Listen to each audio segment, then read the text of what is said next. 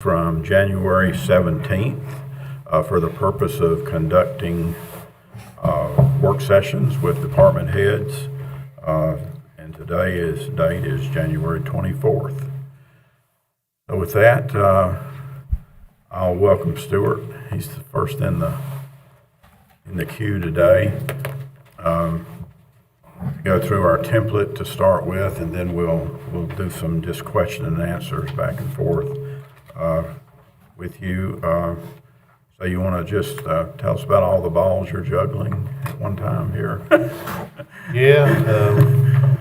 Get some echo. Would y'all like me to read off our missions and all of our You can just summarize, as far as I'm concerned, just summarize it.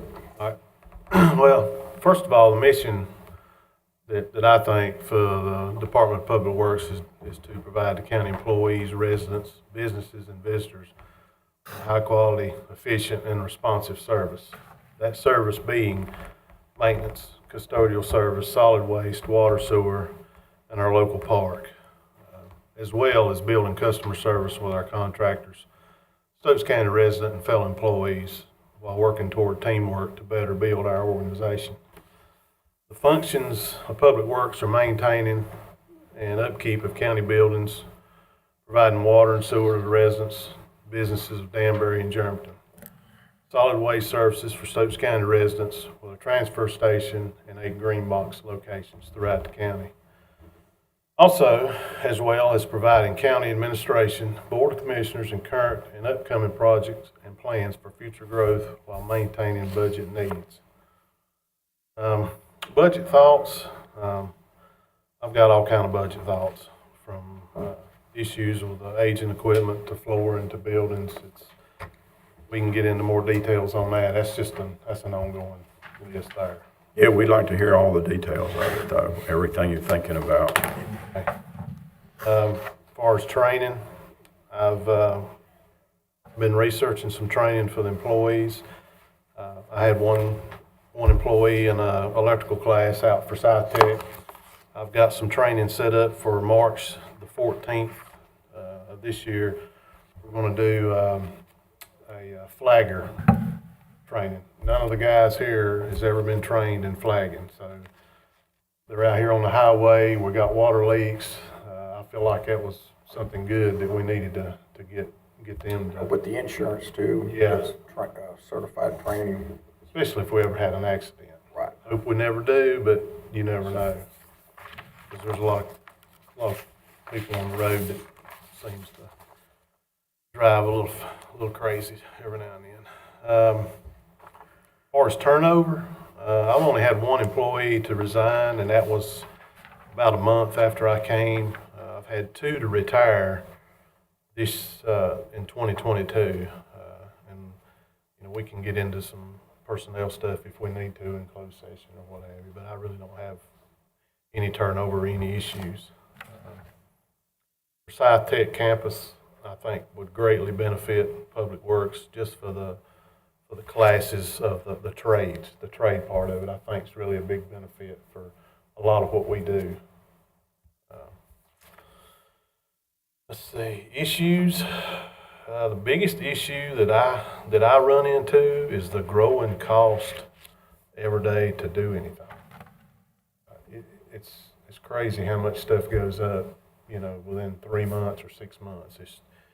It's hard to budget 3 months later. What you budgeted is twice to what it was. That's my biggest concern or biggest issue.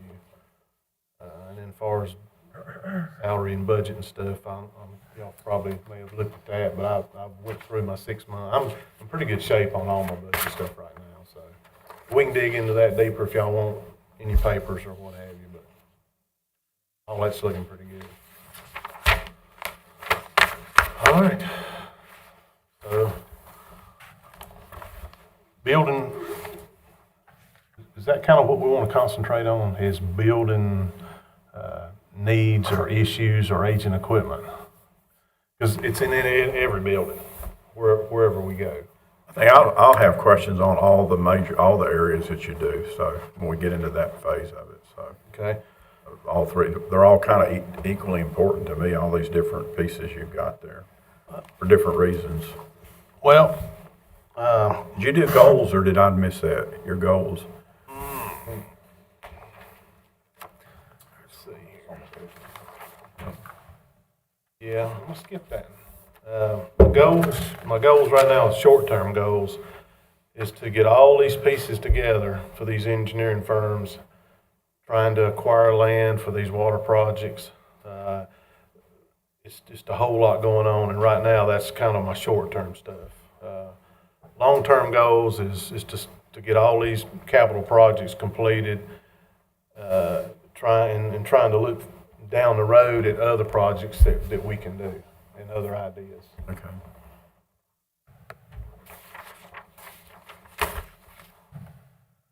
Public buildings, you know, it's wherever you want to start. We've got a lot of buildings that's aged, a lot of equipment that's aged. It's costing a lot to keep it up. A lot of it you can't buy parts for it. From the old school here in Danbury to the old courthouse to the government center. It's just everywhere you go. Right now, we're doing a HVAC replacement in DSS.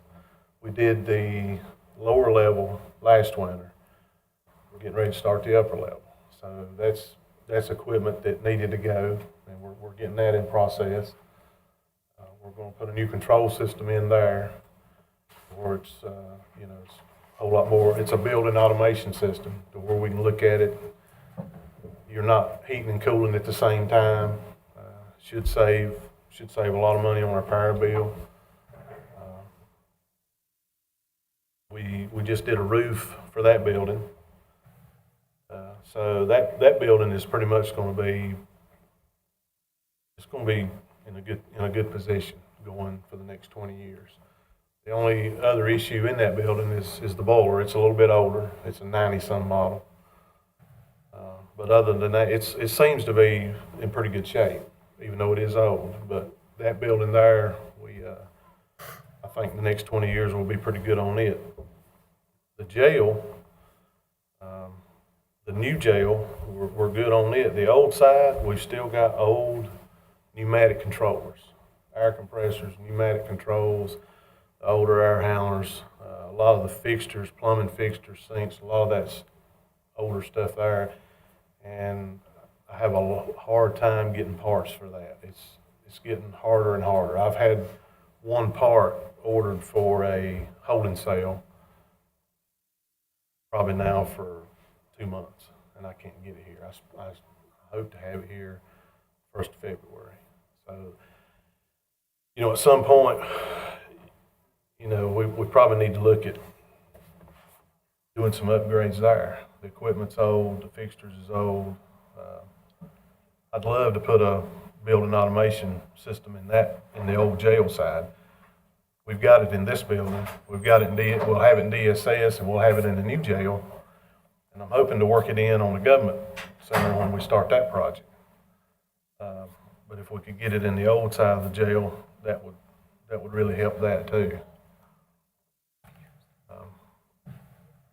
The government center, it's pretty much the same.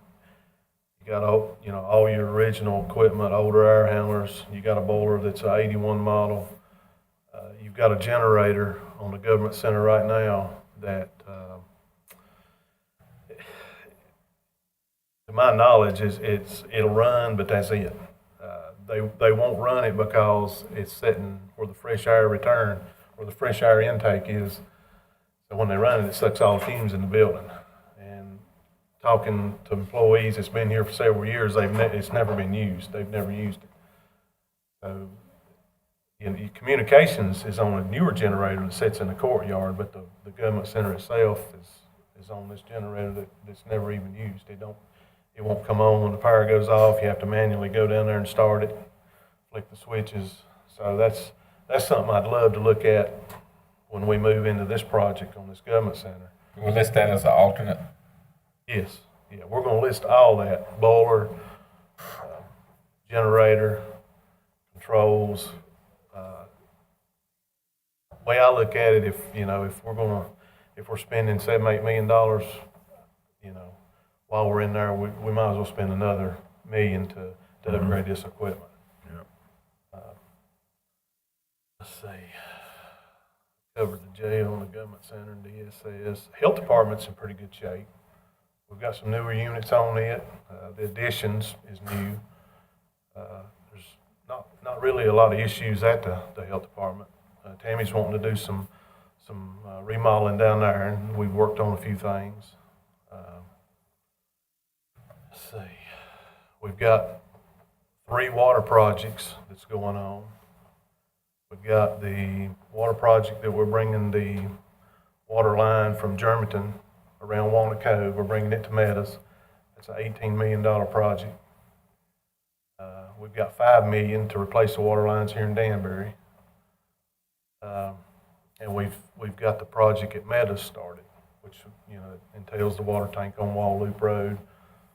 We've got another well off of Dodgetown. We're getting ready to drill another well on Wall Loop Road. So there's a whole lot going on there. A whole lot of parts and pieces. It's took me probably 6 months to get a spot bought to put a water tank on between here and Walnut Cove. We finally, crossed my fingers, I think we finally got something set on that. We had to have 2 pump stations for that. I got one of those worked out pretty quick into the start of it. The other one, we're going to put it at the tank site because we're going to have enough land that we can set the tank and the pump station. All the paperwork's been sent in to DEQ for the lines here in Danbury. The engineers done started that, signed off on some things last week. They come up, we met, and we kind of looked at where we want to start and where we want to end up with that. The cost right now on water lines, like the new stuff, is around $160 a foot.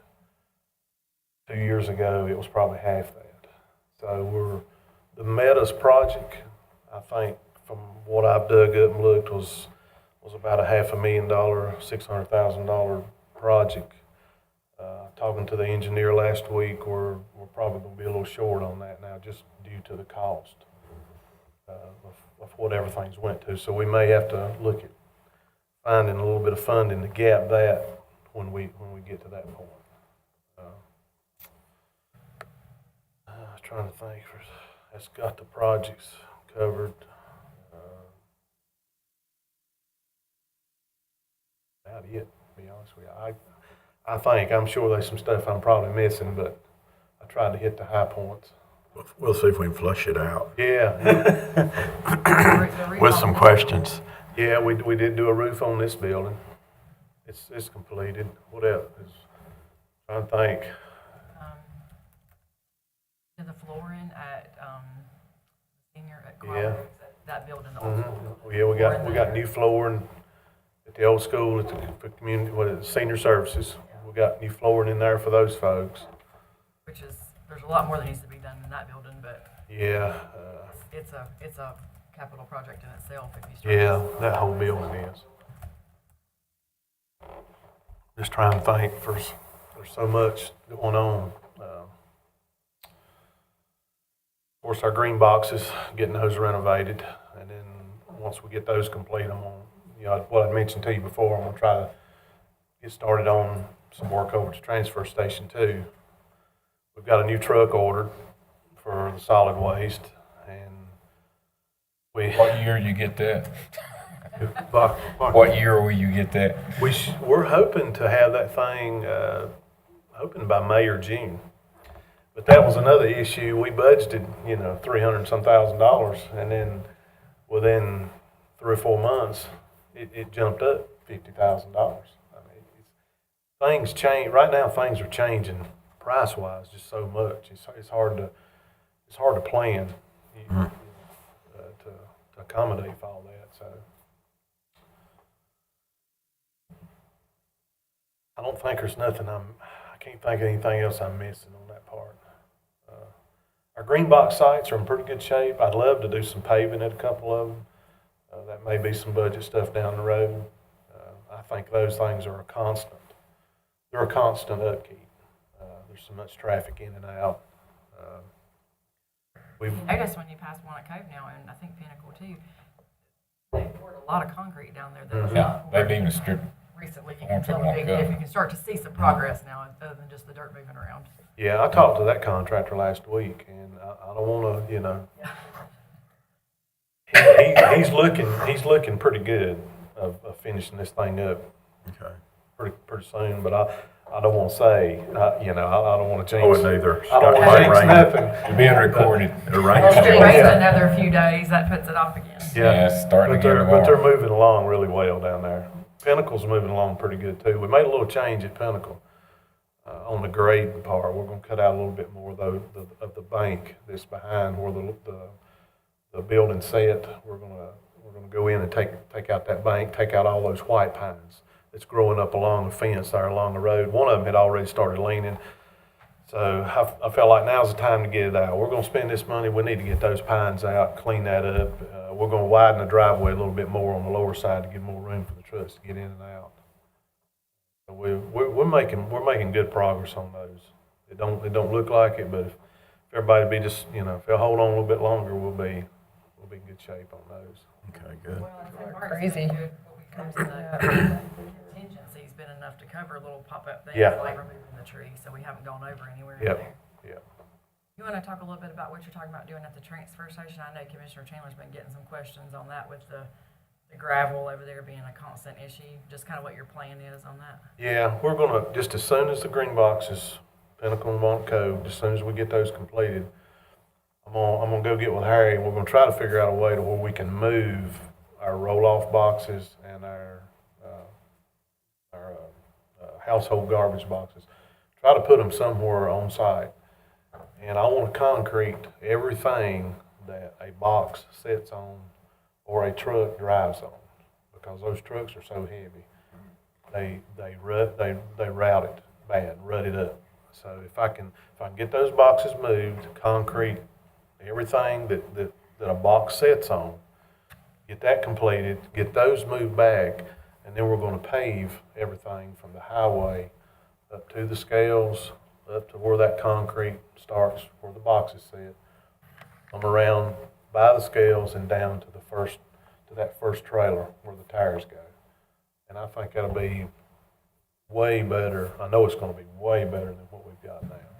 And that's kind of my goal there, and what I've got planned for that. Price it yet to do that? Have you priced it? Yeah, I've priced it all. I can get it all done for under $100. Okay. Working with the DOT. Working with the DOT, and I had 3 different quotes on the concrete, and they were all pretty close. One was about $8,000 cheaper than the other 2. So, and it's a reputable contractor. So, and the way it is now, those roll-offs, the way they sit, water builds up under. Every time it rains, you go over there, there's water standing under. Well, I told them, you know, we want to slope that. We want to pull that water out from under them. I think all that'll be a big help over there. Hey, you want to do some questions, folks? Does that sound good? Let's just do one. I got a whole bunch of questions, but let's just do one question each and then just keep rotating until everybody's out. That's okay. If you want to start, Sonia. Do you remember from the facility study we did a couple of years ago, what the courthouse down there, the Board of Education building, what the amount was that they said would take to, I guess, what all it needed? It's probably in this. It's in this book. Yeah. If I can find it. You want me to look for it while you keep going, and I'll find the call? Yeah, I mean, I know let's see. I don't know what their long-term plan is for that building or heard Well, different things, but. Tell you what now this is just my opinion, what I'd like to do with that building is get soil and water out of there and put them in another area. And if the school people if they ever move anywhere, turn that building over maybe to the historical people. If a county could, that building's a big expense. I just bought $8,000 worth of fuel in there the other week for the boiler in that building. So if we could ever get away from that building, it'd save the county a bunch of money. Yeah. Here, you want to look through this book, Shannon? Yeah, And I'll answer. I've got it on my computer right here too. I forgot I had a digital copy saved.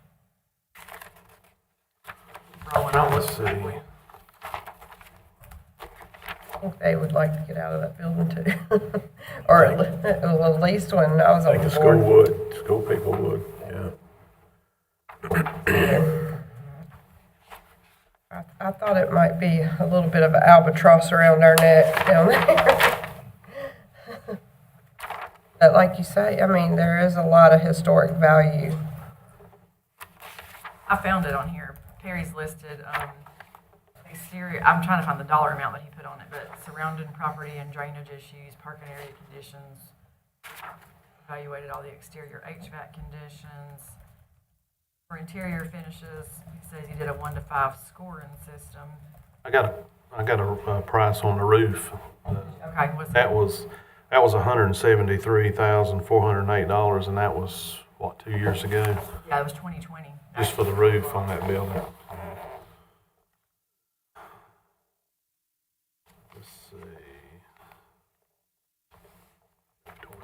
We can come back to that. I mean, or you can email us that information. It doesn't matter. I don't have to have it right this What was your minute. question, just how much to complete Well, it, just do kind of renovate what, it, or what his thoughts were on that building, moving forward. I think he answered that. Yeah, a lot. The roof is the biggest issue. We have leaks down there. I had a leak here not too long ago underneath. The pipes is wore out. It's similar to the other hospital. When Perry has this laid out, he's got it over all the different sections. He scores it in all different levels, like the exterior, the interior, the plan. It's throughout several parts of that document. So it might take us a second to pull it all on just that one building. All right. Okay. He says the plumb, as far as the building study that Perry did, the plumb, and for this particular building, the overall rating for the plumbing is a 1, which is immediate action. HVAC system, everything down there is 25 years plus. He's rated the HVAC system for that building at a 0.5. Can't get much lower. So right near zero, right? It's non-existent. Well, you addressed a little bit of I think you came in on the end of that maybe, or partly working, some of the drainage issue down there. Was that just Mark? When they put that parking lot in on the other side of the Board of Education building, and they started digging out that wall, and there was a bunch of issues and a sinkhole, and they had to dig out and run drain lines. So some of that drainage issue was dealt with a little, not on just on that one Yeah. side of the building. yeah, that was completed before I got here. The electrical overall rating for the electrical is like 1.5. So he's listed all this in detail, and I can read it if you want me to. Oh, that's How's okay. that done? But pretty much everything's wore out. 2020. He doesn't give a dollar amount that I can see. Can you see one, Shannon? He won't touch He that. gave an overall, like, on the hospital, he did that separate, but he didn't get into a bunch of dollar amounts on this. He just listed them in priorities and Yeah. graded everything on to give us an idea of what needed to be done first. Which you've been using because you've been going through and doing the roofs that he suggested first. Yeah. Well, I know when I was on the board, there was really no air conditioning in that room we were in last night. So what would happen is they have those window units in there. And so, but you can't hear with all those window units running. And so you either have to burn up and cut them off, or they would go in there and get it really cold during the day so that when we did our meeting, we could cut them off and it would, and then by the end of the meeting, it was getting so hot in there without anything running.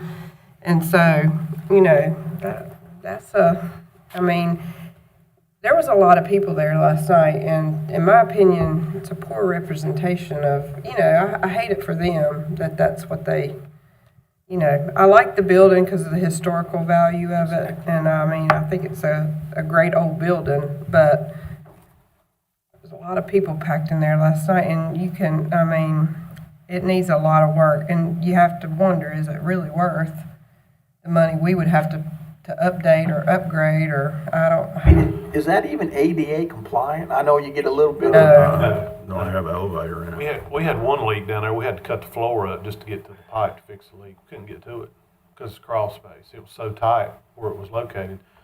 Couldn't get to it. Last time, I'm sorry. When there's been things where we have to, when I was on there and we would recognize people that had a disability or a wheelchair or something, we would have to move the meeting to a different location to be able to have people there that needed to be in wheelchairs or different things. So it's pretty bad. And I mean, it really hinders who could run for the Board of Education in a way, because you can't attend the meetings if you can't get up those steps. Exactly. And a lot of people with back issues and different things couldn't get up those steps. So, I mean, I don't know. It's something that we're going to have to deal with eventually. Keith, you got a question? Your water project, water lines, all that'll be bid out correctly? yes, yeah. That side of the market's getting ready to explode, so the quicker the better. Yeah. Well, we have till December of 2026 to get it completed. If we don't get it, if it's not completed by then, we'll risk losing the funds. I don't think they're going to take the funds, but we could risk losing the funds if it's not completed by then. And we're rolling on pretty good with all of it. You know, paperwork wise, I finally got, you know, the land nailed down to where we're going to put our items and stuff. So it's moving along pretty good. They're not dragging. LKC, the engineering group that we're using, they're really good to work with. I talk to them, every other day or so, and there's a lot of moving pieces, and I call them myself and say, hey, or when I'm talking to them, if there's something I need to do, if something I've not got back with you, let me know, because I don't want to be the piece that causes any holdup. But we're moving along good with it. I know it's a problem. I see it every day, and there's some. I've even for the first time ever seen construction management on water and wastewater treatment plants. I've never seen that in 50-some years I've been in the business. Yeah. And it's to speed up stuff because everything's in such a mess. And now the federal government's getting ready to throw more money at it. It's going to. Right now, there's $1 million projects I see bidding every day, and they don't have enough people to open the bids. Yeah. That's how bad it is.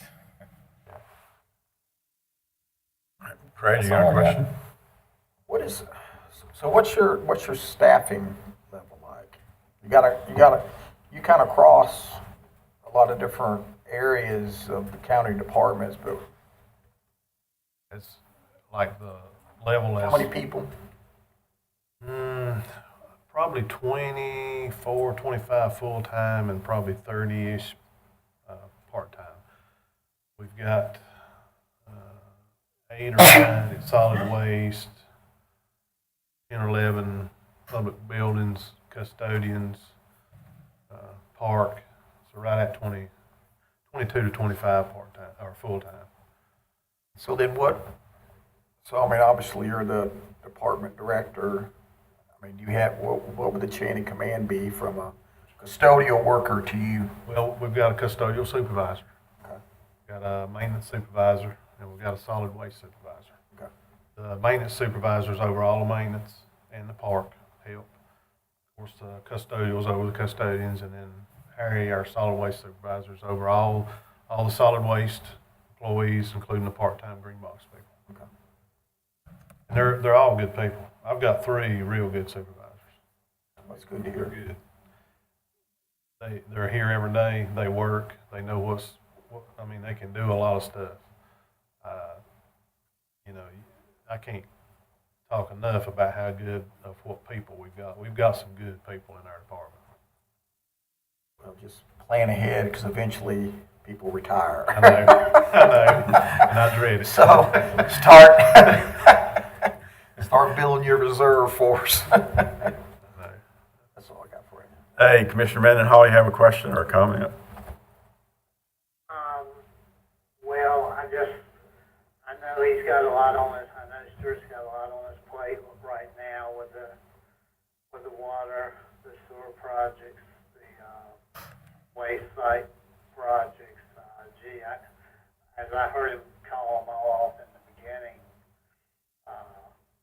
he's got his hands full right now with, those many projects, but they're all important projects that we've been talking about now for years that need to be done, from the wells to the water to the sewer, all that. But I guess my only question is, Stuart, if you had to look ahead 10 years from now,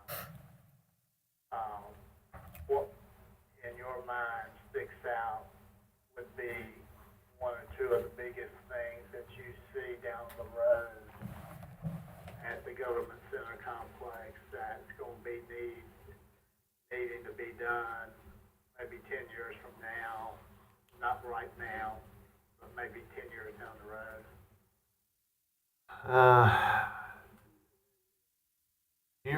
Here on site, I think it's just the constant upkeep of the buildings. Now I can talk about, you know, the solid waste side of that 10 years down the road. You know, right now we take all our solid waste to Forsyth County. Right. You know, what are we going to do 10 years down the road if Forsyth County looks at us and says you can't bring any trash here anymore? That's crossed my mind.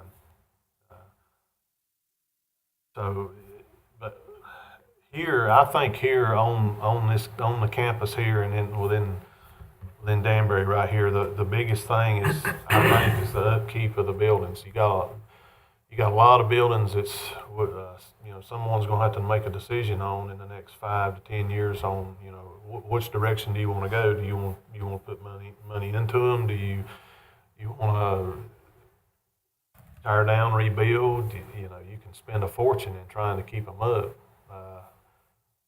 That's kind of where I'm going.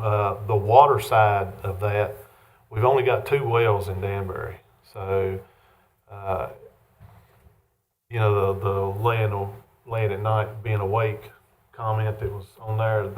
The wells is kind of what keeps me, because if you lose a well, you know, this town can't run. There's 1 well that could keep the town going, but the other well would not. So if you lost our good well, this town would suffer. But with this new water line that we're bringing from Germantown around Walnut Cove, we'll be able to, and once we get the Meadows project in, we'll be able to turn that water this way if need be. So that's something we might need to look at down the road too. Is more of redundancy in our water system. And you know, our treatment plant's only at 30% capacity right now, so we're good. We can really grow with what we need on the sewer side. So. I know you got a lot of projects you're trying to manage, several at one time right now. You're busy, I know that. I just always like to try to be proactive other than reactive, so I just sort of wondering if you had some things you were already looking at 5, 10 years down the road. But to answer my question, I appreciate all you do.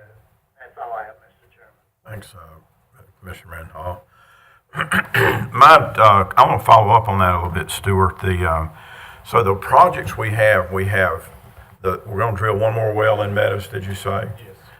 And so whenever that project is completed, then the water and the sewer over there will kind of match, right? Everywhere it has sewer will have water. Yes, It doesn't come back to Danbury yet. right, It could eventually, but it's not yet. not yet.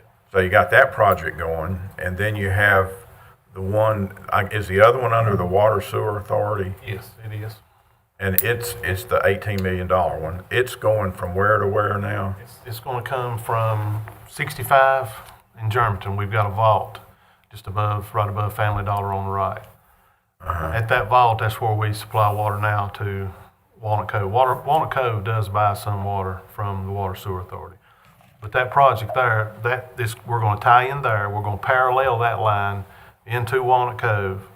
We're going to bring it into Walnut Cove, come under Old Town Creek, and I think that's First Street that turns to the right past the bridge. We're going to go up that road. The next road to the left, it comes straight across to 311. The water line will come out up on 311. It'll come up to the stoplight and then turn and then come this way. Once we Up by the food line? yeah, come by Food Line.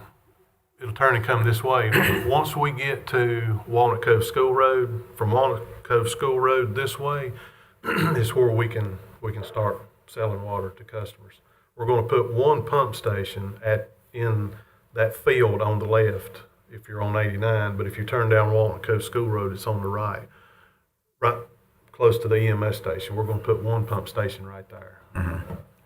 Then the next pump station and tank will be at Bunker Hill Road. Once you just right past Bunker Hill Road is what we're looking at now. Okay. But that's where it's going to start and kind of where it's going to end. The Meadows project, when it's completed, we'll have 3 wells. We'll have the well at the early college. We'll have the well that's across the road, kind of down in the field, and then we'll have another well on Wall Loop Road at that tank. So that we'll have 3 wells there. Okay.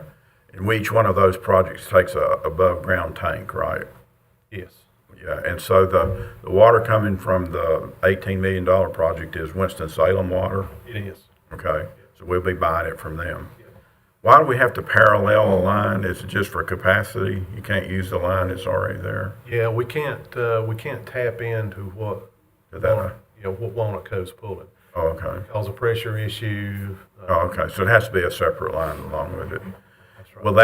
Will that project then tie directly into the water system at Meadows that has our wells and stuff? We're going to run it as far as we can get it with the money that we got. I'm hoping we can bring it all the way to Meadows, and I want to tie it in to Meadows. I want to tie it in, and I want to have a valve to where if I have issues anywhere, I can send water from here to there or there to here. So that'd be our backup basically for the wells and everything in Meadows. So if it was connected, so then the last leg of that would be getting it from there to Danbury, and then that would take all the risk away from your wells here. Yes, yeah, that would take a big risk away from here. You know, like last summer when we had a leak and we lost all of our water in the tank, we had to have water hauled in. So that's I don't like having to have water hauled in here because that jail is a 24/7 operation. It's kind of like a hospital. It never closes. Yeah. So, those folks can't go without water. So, but we've got a plan in place with Davis Water. If I need them, I can call them. I can bring a tanker in here. I can hook it up to a fire hydrant right here. I can backfeed the water into the jail if need be. Yeah. Last time I had them pump it into the tank, but it was right in July. The water table was low. I mean, it was just the worst case scenario. But we managed. We were able to, keep everything going. So the next logical step would be to hook Danbury up to Meadows. Yes. That's not funded yet. Yep. One of the things when we put the sewer line in from here to the Meadows, that's really challenging terrain with the terrain itself and then all of the fiber lines and everything that are all in that narrow space. So that might be pretty tricky to do that. But if we could do the sewer, hopefully we can do it Yeah. at some point. One thing, we as a county could probably need to look at is I've had a lot of people ask me about sewer in Germantown. There is no sewer in Germantown, so, you know, that may be something down the road that, as a county, that we look at and do some studying and investigate and kind of see where we can come up with that. I think it would benefit Germantown a lot. We're getting asked about sewer in Pinnacle too. Yeah. Does is the Danbury project, is it bid, you got to select a contractor for it still, right? Yes. What's the schedule you're thinking of having that done? Uh, So that's going to help your leaks, right? that's going to help our leaks a lot. Yeah. Right now, when we have a leak in Danbury, we average a leak. I don't want to jinx myself. We hadn't had one in a little while, but when we do have a leak in Danbury, it usually splits a 20-foot section of pipe. Right now, that pipe is about $18 a foot. So then the two couplings that we use to coupling this line together is $350 a piece. So you got $700 in couplings. You got, you know, almost $400 in a piece of pipe plus your labor. So you're anywhere from, you know, $1,500, $1,700 to $2,000 per line every time, or per leak when we have one. Do you Yeah, keep that in stock for, Yeah. I do. I keep all that on hand. But as far as the timeline on that, we've just started. We've just got all the paperwork in to the state. All that's been signed off on. Who's working that with you, LK, AC. on that too? Okay. We done an RFQ on that. Went through all the proper procedures. We only had one engineering group respond, and that was them. So they're doing it. We met last week out here. We looked kind of where, you know, we think we need to start and where we need to finish. So yeah, it's starting to get going pretty good, and we've got a timeline on it too. And I think it's either 26 or 27 that we have to have that money spent too. Okay. This is, I think, will go a whole lot quicker because we don't have to buy nothing. It's just take out, replace. Right now, all these buildings on this campus is on one water line. Well, I say one water line, it comes off the main. I have no way to isolate any building on this campus. So I want to get up here and do some digging and you know, we're going to have to cut this water line when we do the addition on the government center, because we're going to go off that side. The main water line comes up between DSS and the government center. So we're going to have to cut that line in two places. So while we're in there, I want to put valves. I want valves everywhere I can get a valve. So if we have issues, I don't have to send everybody home. Mm-hmm. The Reagan building or the government center. Maybe the Reagan building can stay. Maybe the government center has to go. The way it is now, we have an issue. Everybody has to go home, and it's not good. You can't have enough valves. And so that project is going to replace, how does it interact with the individual connections at each business or house? You're going to do the main line, and then there'll be a valve to the house, and then everything on that side of the valve, does that get replaced too or not? That doesn't? What we're going to replace is just the main piping. It'll be Okay. the main pipe down the road. The pipe now that comes off of the main line to the meter that goes to the house, all that will stay. Most of that is just black PVC pipe. All the meters, most of the meters have been changed out. All that stuff is just pretty good equipment.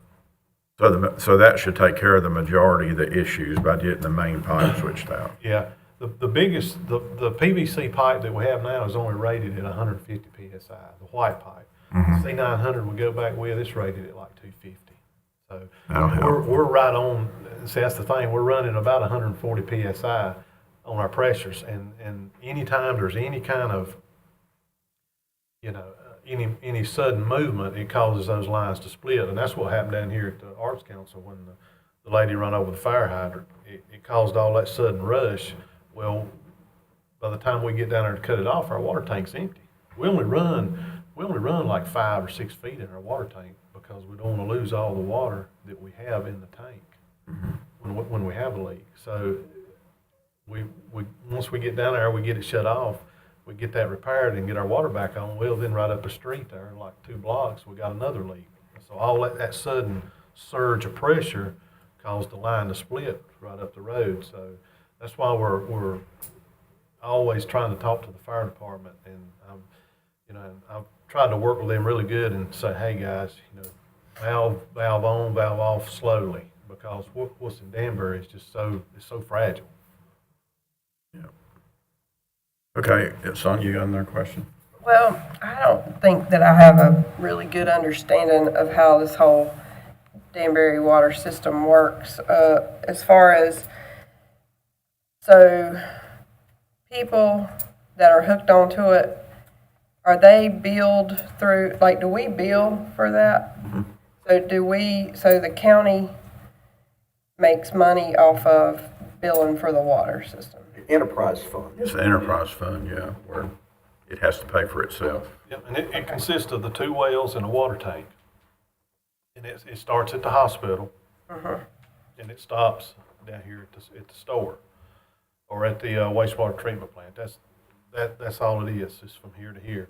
So everybody in between that wants water, they can get it. Well, so are people hooked onto it, like, that are billed for it that don't use it, but they're, I don't, We charge an availability fee if you don't want it. I mean, we'll set the meter and what have you, but you'll pay a availability fee. that's what, Yeah, but most people's got it. They want it. I had a guy Yeah. call me yesterday wanting 3 houses hooked up. So it's but some people have wells, I guess, that Yes. have been there for a while, yep. their own well and stuff, but they still pay an availability fee? Okay. Do you know how much that is, or it? Like $14. So what if I just had somebody ask me this the other day, and I wasn't even aware that the county I thought maybe the town of Danbury did that. I wasn't sure how that worked. So, if they quit paying it, if they didn't want to pay it, but then they had to hook up later, it would cost more or not? Well, if they've got it now and they don't want it, say they've got it and they've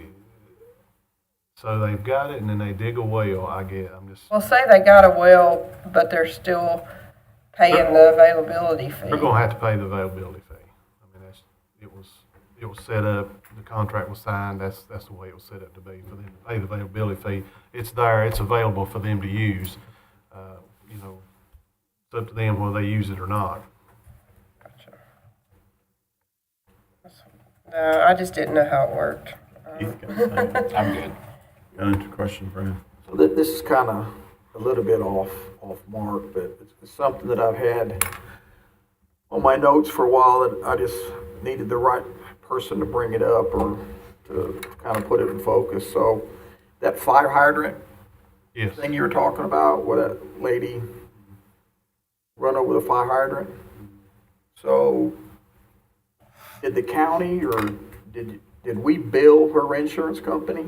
Yes. Okay. Yep. Good. Yeah. We're not paying for that. Filed it just. Huh? We're not, yeah, the insurance gonna pay for that. Her insurance. Yeah, Her so- insurance. Okay, Her that's- insurance. All right, well, at least we're in the 20th century for that. I appreciate it. I got a cost together, a quote together, and we made contact with them and said, hey, this is kind of what it's gonna cost if you would like to pay for it. If not, we're gonna turn it into your insurance, and that's what we did. Yeah, just make sure that, that anything involving something like that on a wreck that affects your infrastructure, make sure that you know about it, and really there needs to be a formal claim form. There is. Linda comes in at 11. Okay. And she takes care of all that. Does That's all in the her insurance department. stuff. Okay, all right. All that flows well. We've got a good system for that in place. I think you'll see. As long as you know it's going to the right section and you're reporting it right, you know when wrecks are happening or that did occur, just as long as, I don't care how y'all process it, we just need to make sure that we do that consistently. That one we've never had any trouble with timely reporting on. We usually find out about those immediately. They call and let you know and start the process, and then they fill the forms out. And send them into the insurance company, and then they deem whoever's at fault there, whatever situation it is, and then from there it goes just like a regular insurance, where the adjuster takes care of it. Well, thank you all for that. Ronnie, you got any more questions for Stuart? No, I'm good. Okay. Let me run through just a couple real quick if you guys don't mind. Stuart, would you have any issues if we put a system in, trackers on all your vehicles Yes, sir. that would record data on what the operation of them and the tracking of them? No. Okay. Previous places that I've been, they were all GPS tracked. The AVL is what it would be. It ain't no issue, that's no issue. We just about have the entire DSS fleet done. I think there's 3 cars remaining for Danny and them to mark and put the numbers on the back too. And that's working well. I looked at it with Glenda the other day. You can see, you can pull that thing up and you can see where every car is, where they've been, the speeds, all that. So that's working. And What is that? What system is that? DSS, we're just about finished installing theirs. It's a tracking system where you put it on the vehicles and then they're matching those to the numbers on the cars. Who is that goes in the 911 centers tracking them It's really just or on the phone? Linda can pull it up for us to pull up. Okay. It's through, oh gosh, what's the company? Linda can talk about it more when she's in here. Okay, But, good. Yeah. Yeah, because we had talked to the 911 director about tracking all county vehicles and gathering data on them and so forth, which I think would help with our insurance coverage on the insurance pool that I've sit on that board. And we had one issue already with one of the garbage trucks a while back that wasn't really his fault in my opinion, but we still had to have a giant settlement on it. So Yeah. it would, those trucks are really rolling all the time. And I think it'd be good if we could do that on our vehicles. Don't have any, the roof situation for overall is good for all the buildings pretty much, right? Except for maybe the old courthouse. We don't have any like immediate that we have to do. A lot of roofs the last couple of years. Yeah. If I can find my paper right here. Are you looking for that? I got it. Well, the two new, the Walnut Cove and Pinnacle, they'll both be drive-through whenever you finish with them, right? Yes. Versus go in, back up, and come out the same entrance. Yep. Okay. We'll double check that. I've got a list here of the roofs that Perry did on the building study. The next roof, per se, he had listed to replace would be in 2025, and that's the day reporting center. We replaced it last year. Okay. So we're already ahead of that. Okay. The government center was put on, let's see, it's 12 years old, so you're looking at about 2028 for it. It's the closest one. The Reagan building's been done, social services. The library was done about 10 years ago. The school administration building that we talked about earlier, that one, Perry had it. It's 50 years old. So Roof is? yes, and we've not done anything to it. Okay. So right now, I'd say if you had to do one, that would be the one. And we'll probably be good till What about the old 25 school? or What 27. about the old school over there? Where's it at? Is it okay for a while? Yes, the current age on it's 8 years old. Oh, okay. So it was replaced. He's got it replacement year of 2032. That's about I it. guess I just ask you to look at the capital reserve. We've had various levels of capital reserve we've put in each budget. A lot of times depending on how much money we had, but you just kind of do an overall look at what ought to be in there to address emergencies and things that you think are going to happen, especially during the next year, whatever. Make a recommendation or submit a number that you think is reasonable for that.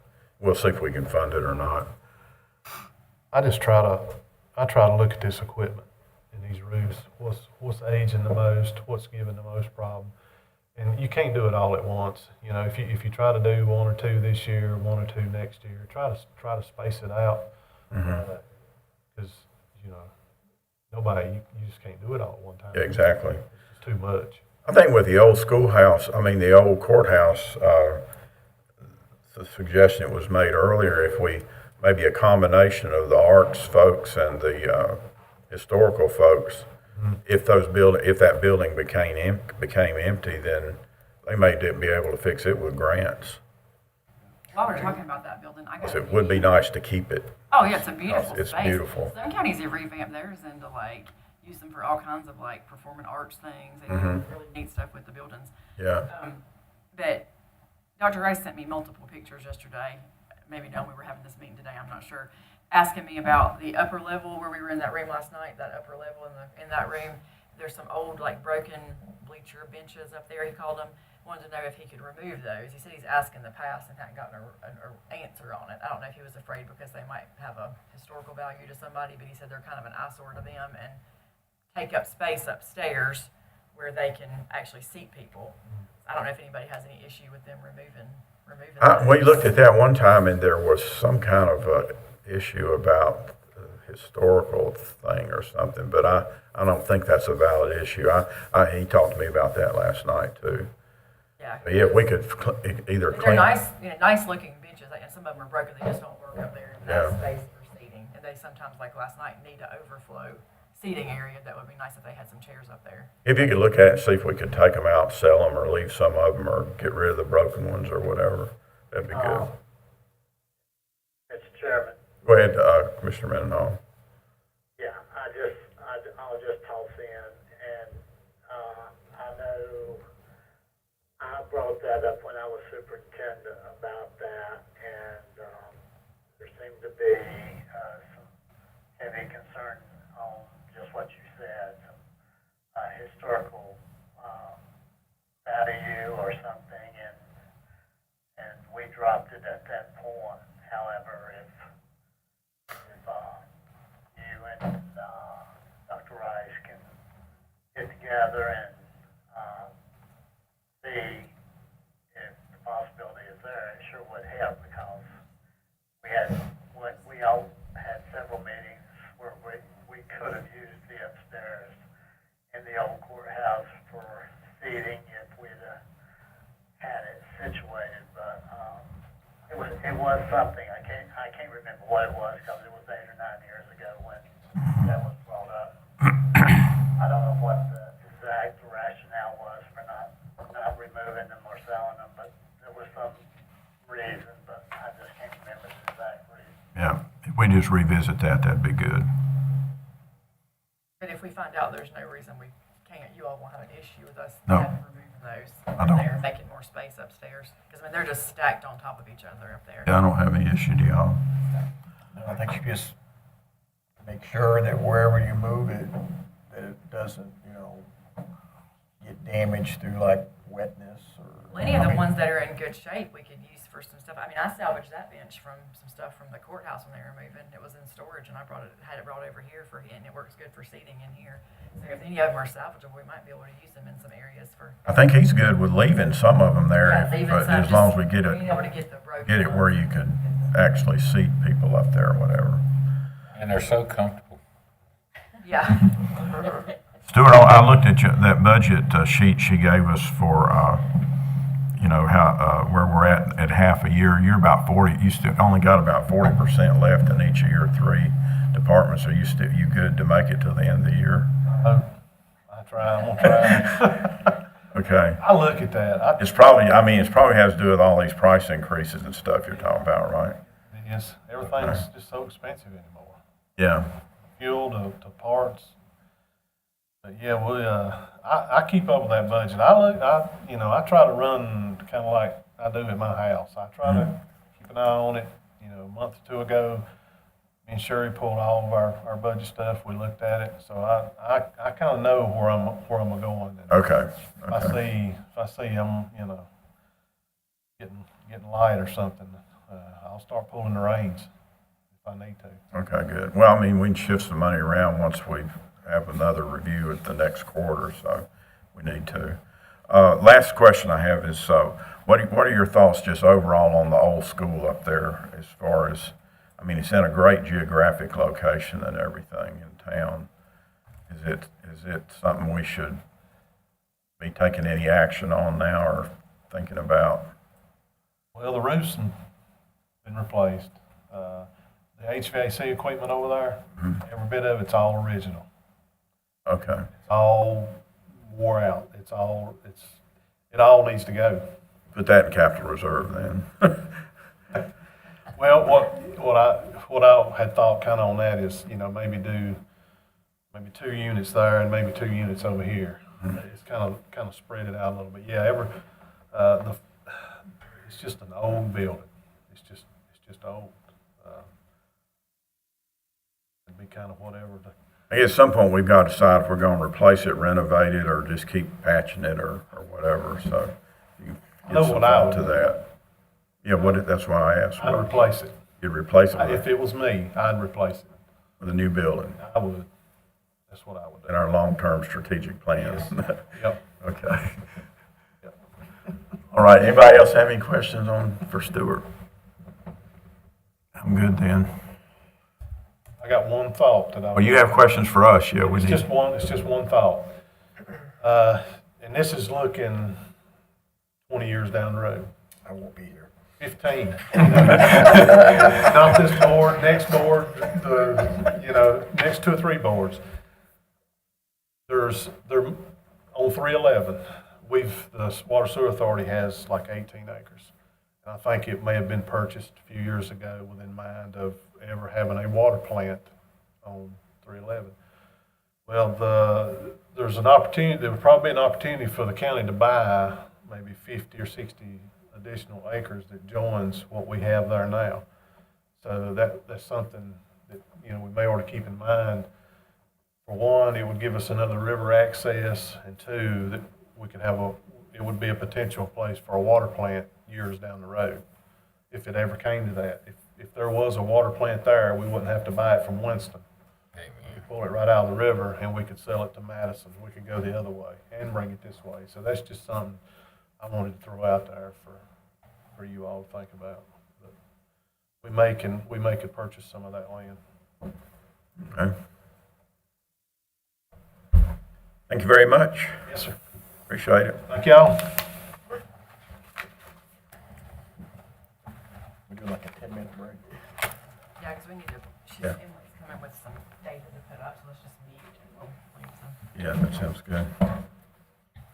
Recess 10 minutes.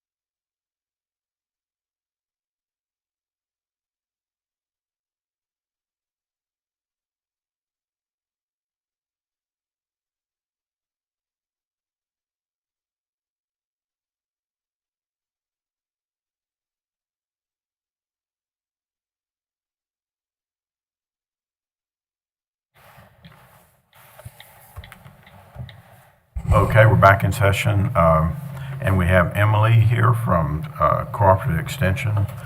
And we've got a template that I'm sure you've probably, the things that are applicable on there you're going to address. And then I want to also make sure you're aware that you can question us at the end, or any questions you have about what we're thinking or doing, or how we might support your operations over there. Well, I'll just turn it over to you. great. Thank you, Rick.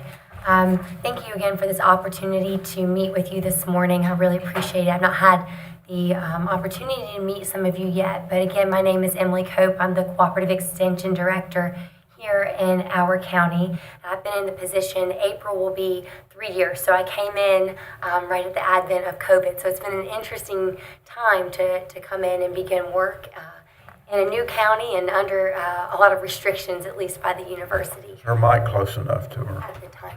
Yeah, you can hear? Is this okay? Okay, I can Okay, slide good. up. So I also wanted to provide, before we really get into the nuts and bolts of what I envision for the work Cooperative Extension can do here at the local level in our county and what our goals are for our team, I want to go over just briefly what Cooperative Extension is, if you're unfamiliar. And I apologize if I'm telling you things that you already know, but as a whole, the mission of North Carolina Cooperative Extension is we provide research-based knowledge to all North Carolinians that will help them transform science into everyday solutions that better their lives and grow our state. And then the mission of North Carolina Cooperative Extension is we deliver educational programs that are research-based that will advance agriculture, our environment, human and health, well-being, as well as youth and communities with the hopes of creating prosperity in North Carolina. And then also, too, so our research is grounded in science, or the programs that we deliver are grounded in objective science and backed by research. So that's ultimately what we are doing. And then in the presentation provided for you, it goes a little bit more into what like return on investment cooperative extension programs at the state level have created. I don't have those so much at the local level, but I can tell you that through school enrichment, through online and in-person programmings this past year, our agents delivered well over 200 programs at the local level, and that's now through virtual opportunities, our borders are not so restricted at the local level, right? Our community, our county has had global presence with delivering education. I think that's pretty neat for us to be put on the map in that capacity. And so we, though virtual programming has been great, I say that not to say that's the emphasis of what we are doing in delivering our programs, but we've continued to do that because our clients have requested that in some capacity. But the bulk of what we're doing currently is we're back to in-person programming, and we're just tickled to be able to do that. But with Extension, we have 2 land-grant institutions in North Carolina. We have North Carolina State University and North Carolina A&T State University. And through federal, state, and local governments, we come up with programming. We solve problems at the local level, but it's all a strategic partnership, right, in order for us to be able to do this. And though NC State and A&T, at the state level, we have NC Cooperative Extension. We still each have our own extension units, and we have different goals or initiatives. And so with NC A&T, they're more for, they're our 1890 institution in the state. And so there is a drive for them to reach our minority communities, our underrepresented communities. And we do, and you'll see that in this, in the information later, is we do have an NC A&T agent located in our office, but the majority of all of our other agents are staffed and employed by NC State. So it's just a specific partnership that our county has. Not all counties have an A&T employee. And so with Extension here at the local level, we have 3 core focuses. That's agriculture and natural resources. We have human and health sciences. We refer to that now as family and consumer sciences. You may remember that being referred to as home ec. And so it's now referred to as family and consumer sciences. We do more than just sewing and kitchen etiquette and education. And then we also have 4-H youth development. And so there's a lot of emphasis on life skill development and preparing these young ones for what's next, what's after graduation from high school. And so with our county obviously being a predominantly based agricultural community, with our youth programs, we intertwine a lot of agricultural education into our youth programs. And so specifically now with our office, we have a team of 7 total. We have 6 that are permanently housed here in Stokes County. We have our administrative assistant, Amy McKenzie. We have Kendra Phipps, who is our livestock and forages agent. We have Savannah Moore, who's our family and consumer sciences agent. We have Taylor Hartman, our youth and 4-H agent. We have Brian Hartman, who is our agricultural and natural resources agent. He's our A&T employee. Nothing is different other than A&T funds the other part of his salary. But he still is delivering educational programs to all citizens within our community.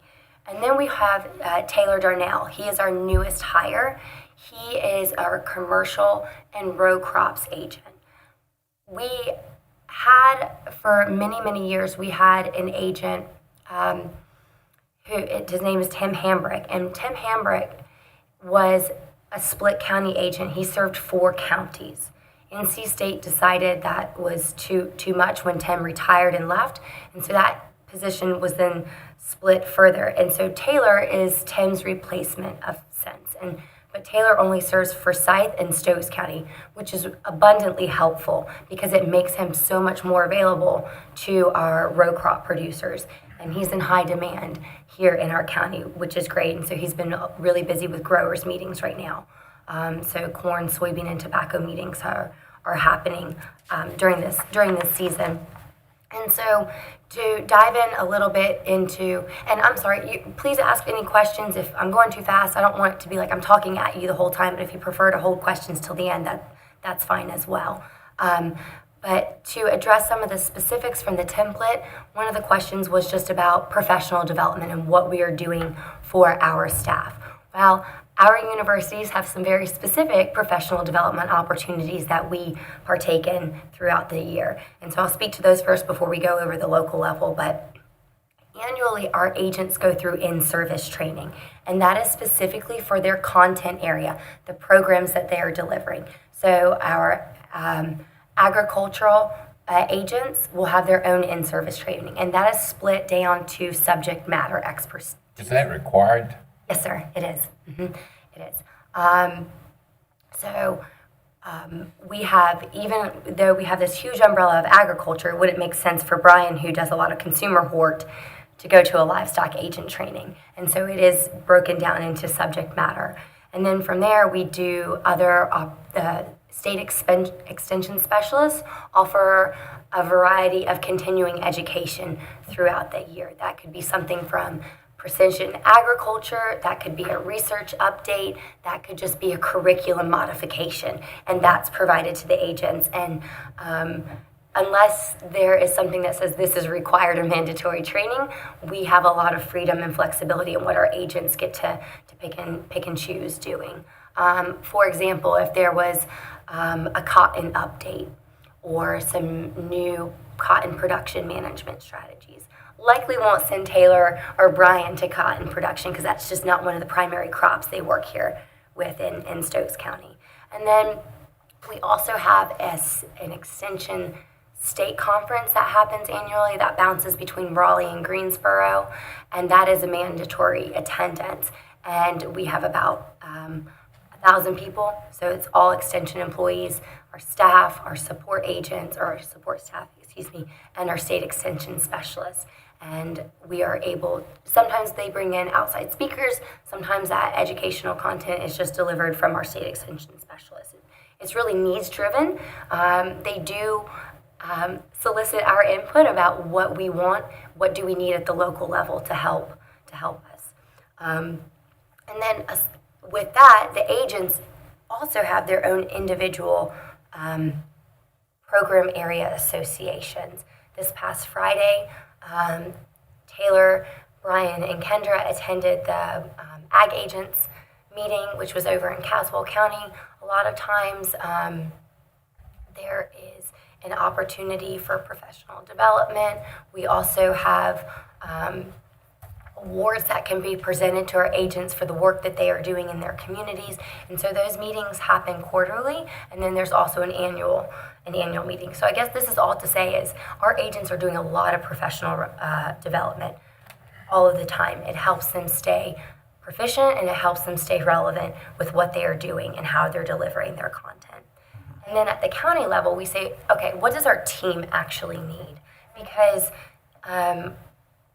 we are so individual in essence with what our agents are doing, but yet we can deliver or we can have a customer service training, which we've done before, because that applies across the board to everyone. How do we maintain a positive customer service attitude? We were scheduled to have a grant writing workshop. I have a requirement that our agents apply to one grant annually to help bring in program funding support for us.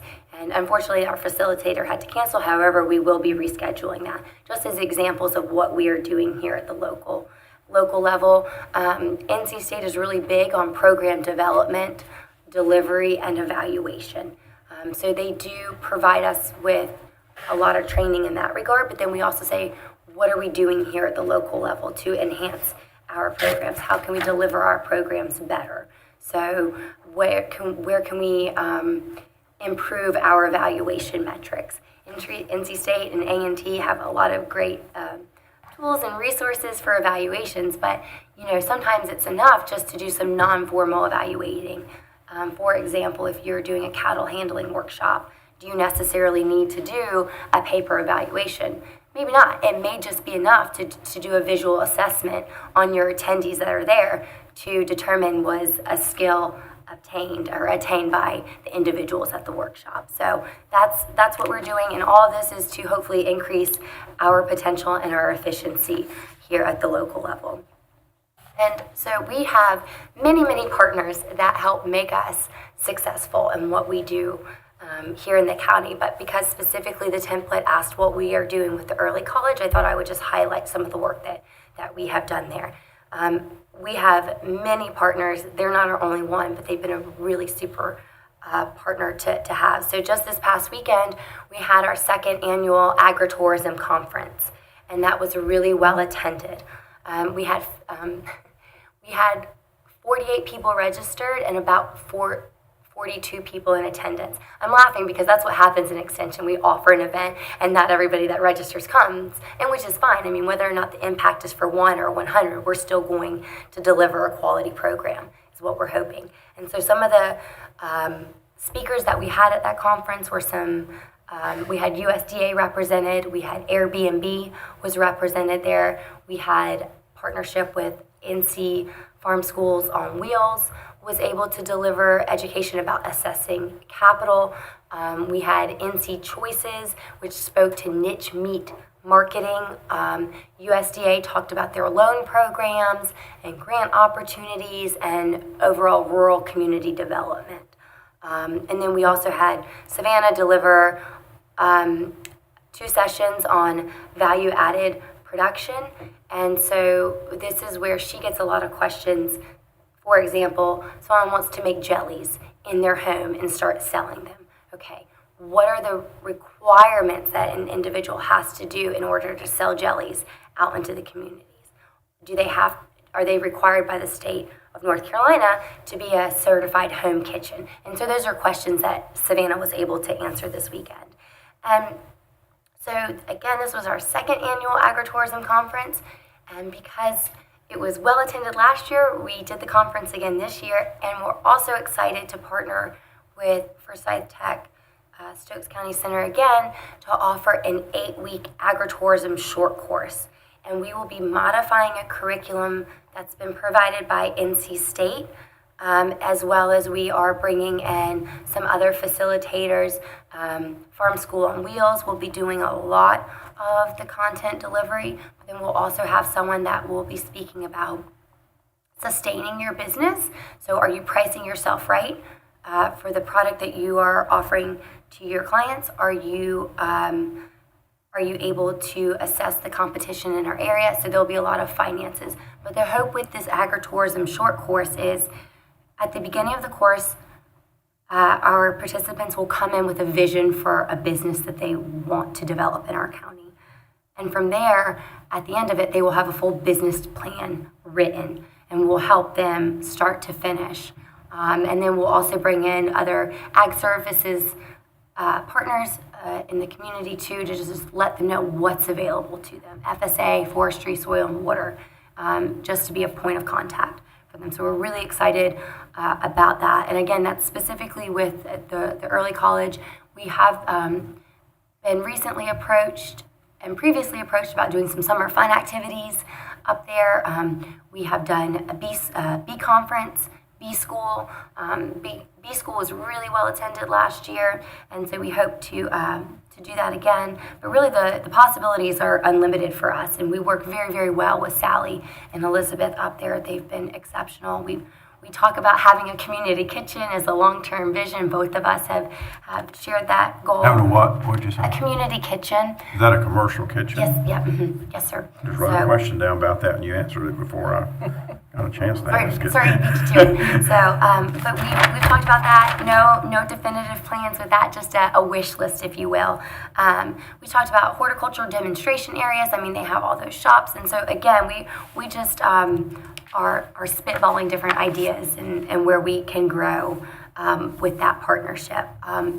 We also have so moving into the goals of our organization. So. It can be a top-down approach, right? But that top-down approach does go out into our community. But recently, just last week, the College of Agriculture and Life Sciences, so abbreviated as CALS in your presentation, but they just released the new strategic plan, Growing Our Future, and that will be from 2023 to 2030. The extension-specific plan is forthcoming. They've said it's ready, but they wanted the college-level strategic plan to be released first. And so there is a lot that obviously in the strategic plan, but I just pulled out what was specific to extension because that really affects us the most. And one of the goals and visions is to transform the extension delivery model. So we want to be able to evolve extension programming to align with future trends and community needs, amplify our scale, our impact, and effectiveness of extension. And so with that, they will be launching a statewide marketing plan to just maximize the awareness and participation in extension programs. We like to joke, all of us, our peers and colleagues in extension, we're the best kept secret, right? We are pretty much a free to low cost education for our communities, and we are still the best kept secret. And so trying to increase our awareness, not just locally, but statewide.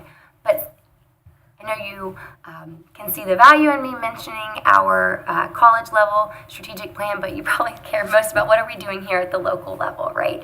And so really, before I had developed this before we saw the college level plan, but it is increasing our awareness, our visibility, and our presence in the community. How can we reach more people? And, we already do go out into the community. We don't just stay up in the old Danbury schoolhouse. We are going out.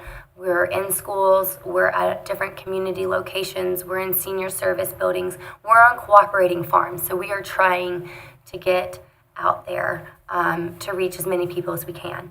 And so what are we doing to meet the needs at the county level? We really, truly do want to transform science that improves the lives of our citizens here at the county level. So what are some county-based initiatives? And this is one of the questions I'll follow up with at the end. But how do we do that together to make sure that Extension is able to support some of the county initiatives that you all have? Where do we fit into that? that model. So we want to increase our partnerships. Again, we have great partnerships, but who are some partners that we've not thought of? What are some agencies we've not tapped into or plugged into? And so that, again, we partner with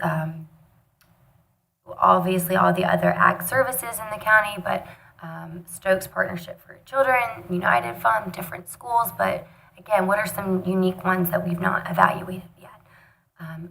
Diversification and cross-disciplinary program. This is a huge initiative, kind of nationally for cooperative extension programming, but what are we doing here at the county level? And so, for example, just bringing horticulture science into our school buildings. And so that's where our youth and our 4-H and youth development agent can partner really well with our consumer and commercial horticulture agents to deliver that. And so all of this is to say, how are we going to build a stronger community? I don't think that we can just think locally, we have to think globally. And this is where we're challenged to look at what are other cooperative extension services across the nation doing? How are they delivering programs? How are they packaging programs different to be more attractive, right? So with social media, we want to make sure that I don't know that we'll ever be as attractive with some of the social media influencers out there, but we have a lot of content that can enrich people's lives, and we want to make sure that we are achieving that. And so we want to enhance our agricultural systems, our youth development, and family and consumer services here at the county level through knowledge dissemination, ultimately. And so then the agents do go into some individual goals. They're there for you to read. But ultimately, when I looked at everyone's goals, a lot of it was increasing our awareness, increasing our presence in the community. And how do we do that? We can't make people come to our programs. So how can we want to be as large reaching as possible. Because again, we just know that the science speaks for itself, and we want to be able to share that information with our citizens. So I did think it was important. I wanted to share my goals, but I thought it was helpful for you all to see the agents' goals as well. So, but the top 3 things that keep me up at night was also in the template to be addressed. And number 1 is financial programming resources. This is truly our largest limitation. We get phenomenal support from you at the county level and support at the state level, but we're very limited in our state funds. For example, state funds will only support our salaries, our travel, and our postage, essentially, is all that the state funds support for us. And so when we deliver programs to our citizens, we have to evaluate how can we do this at no cost, or how can we do this at a cost to the consumer that will be relatively low. We try not to charge for our programs if at all possible. So we look for grants to support this. We look towards different sponsors to support a program. And that's really how we do it, or we charge a small fee. I think the most that we've charged, the B schools and things like that are a little bit more, but for kind of one and done programs, $20 to $30 is about the range. For example, Kendra does a twice annual poultry processing workshop. So there's a lot that goes into that. We have to source the birds. If the birds are not provided for us, A&T has provided the birds before. We have used birds that were hatched from an embryology project, and then grew those birds out and then processed those birds. But, we have facilitators that help come in. We want to be able to provide snacks if we're able to the end users for that day. But then there's just also resources that go into a demonstration like that. And so, again, financial support for our programs is really, really limited.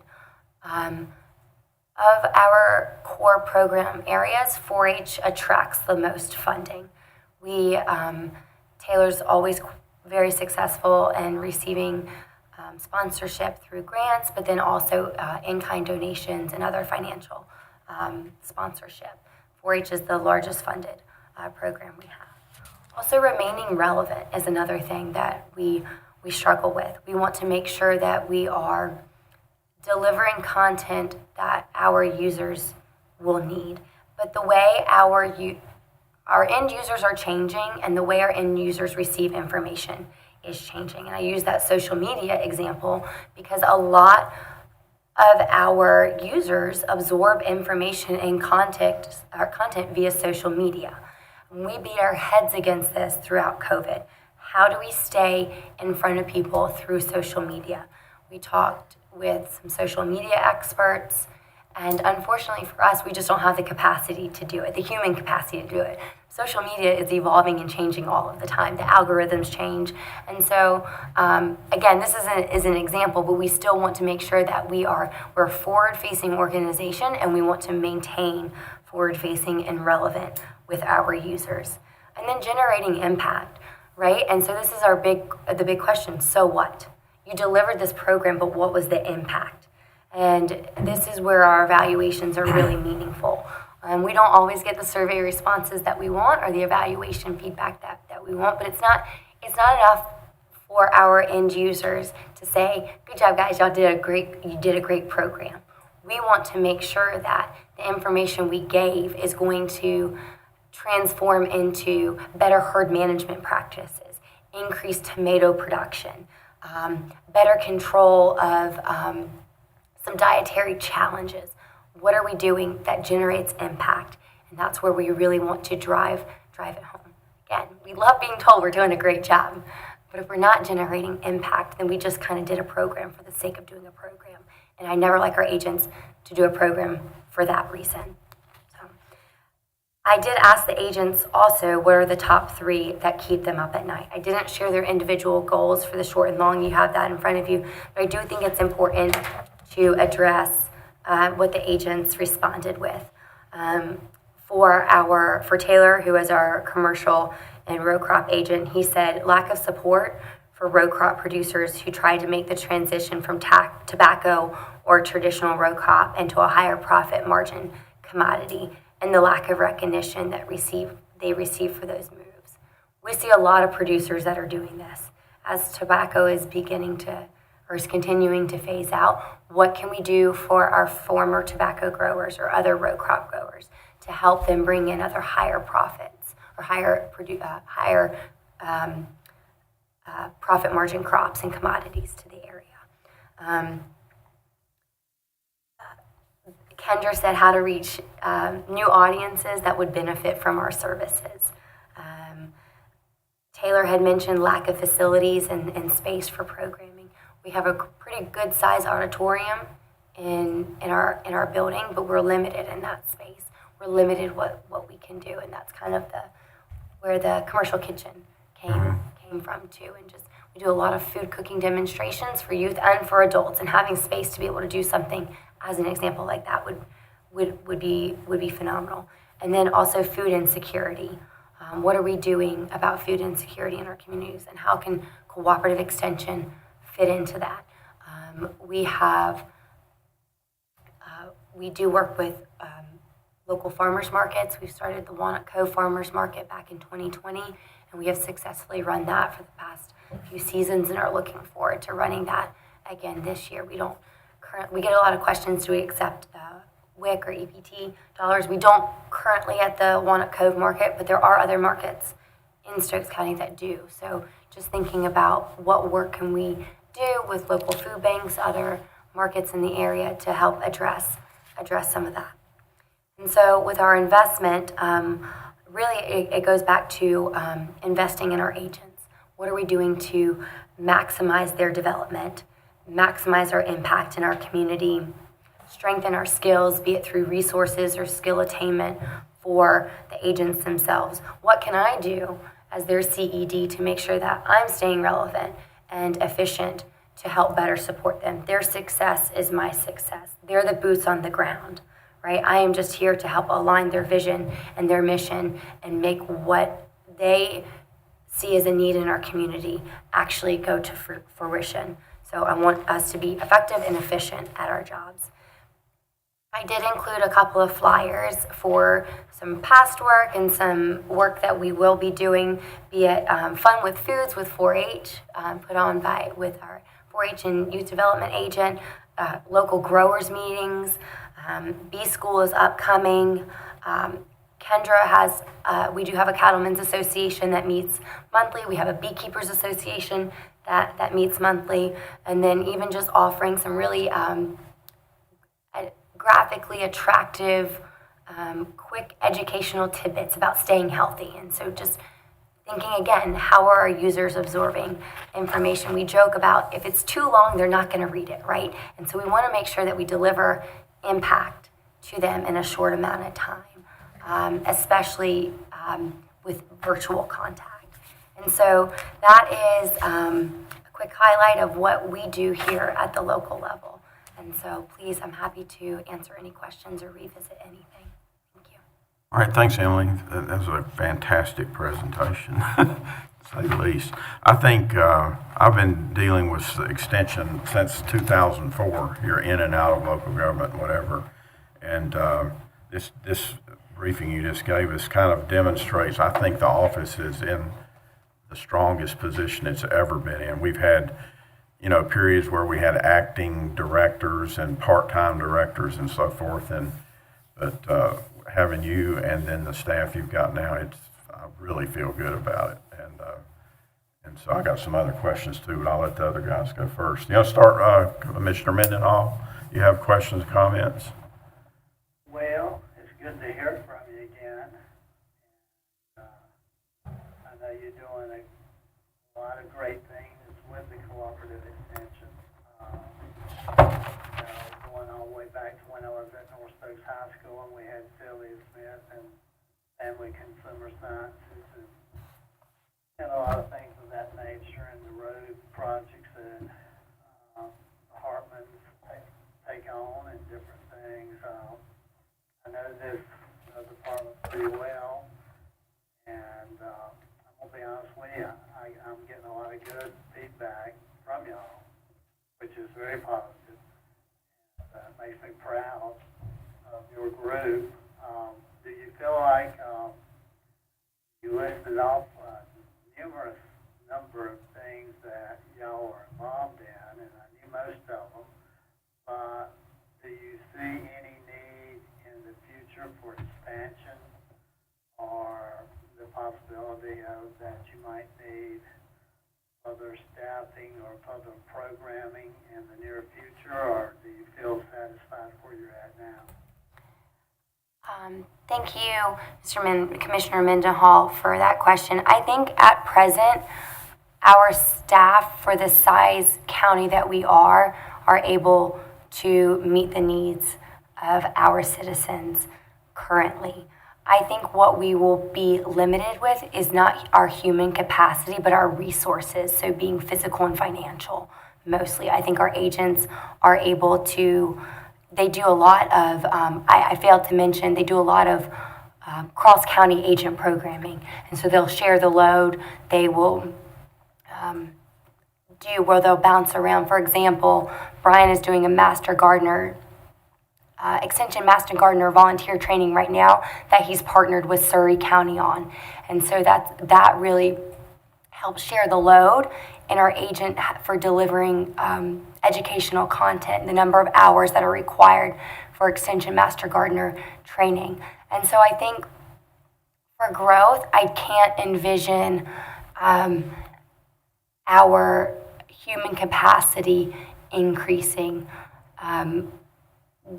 When you get into some more urban counties, that's when the agents get quite specialized, be it like community garden coordinators or specific school enrichment programming that's delivered. So at present, I think we're good. I think our agents are capable of handling the changes that are coming. So. Sounds great. And commend my knowledge of this program and everything you went over. You did a great job of summarizing everything that's going on in your program. I don't think I have any more questions. Just keep up the good work, okay? Thank you, Commissioner. Hey, thanks, Ronnie. Brad, you got a question, comment? So when you talk about financial resources or financial help from the county, so give me an example of either an existing program or a program that you're not able to do right now because you lack the actual funding for. Yes, thank you. So, for example, we're currently partnering with Pine Hall Elementary School to do an after-school program. And we don't have the dollars to support some of the things that we would like to do, and the school doesn't have the dollars to support what we would like to do. So, for example, we just did Ag in the Classroom last week, and we did a sweet potato curriculum.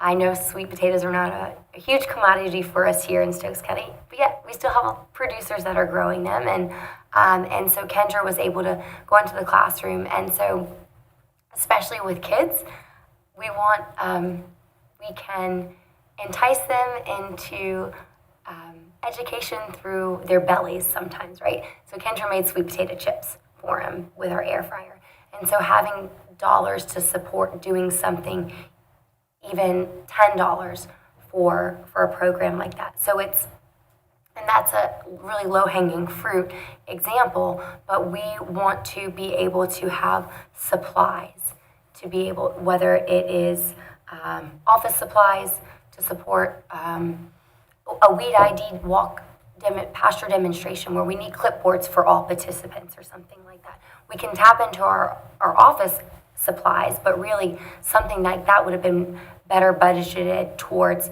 Kendra's livestock programming as opposed to coming from our general office supply fund. So if you buy 30 clipboards, as an example. So it's really just supplies for running the program. We needed totes to ice down the birds after processing. So those totes or coolers can get quite expensive, but to make sure that we are in compliance with food safety regulations, having the appropriate equipment for that. That's where we're limited. Yeah, so like say for the current budget cycle we're in right now, so when you did your budget preparation, did you ask for? I did, yes, sir. So Do you blame Shannon? No, and I think it's perhaps I didn't articulate exactly what our needs were well enough to say this is why we really need these dollars, and this is where the impact is generated, and this is why we need the support.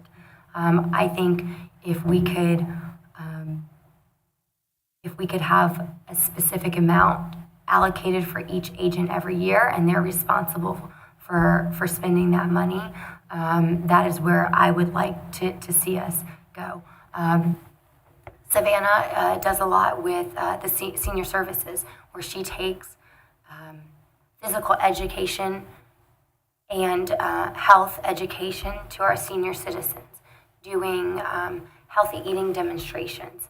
And so I know it's not necessary to have a sample of what they're cooking, but there's better buy-in, and they're more likely to replicate it if they've seen one, done one, watch one, do one, watch one, and learn one. And so if they're learning it themselves, they've watched it be done in front of them, and then they're actually going home and replicating it. They're more likely to do it if they've been involved in the process and they've tasted what the demonstration was, as an example. So I think that, like, for example, we're going through a little bit of, I think, innovation in terms of so from the farmer to the table. Yes. And I think that that concept will grow quite rapidly here in Stokes County, even into the terms of, into a formal restaurant, where it'll be marketed, and hopefully the delivery will follow through with the service to keep to attract the guest and then to retain the guests. But is there, and I don't know, first of all, I'm willing to support some local funding. I mean, what I'm hearing from you is something that is not, in the $1 million range. So I think it's very important, I could tell just by, listening to you and read your documents and stuff, you're motivated,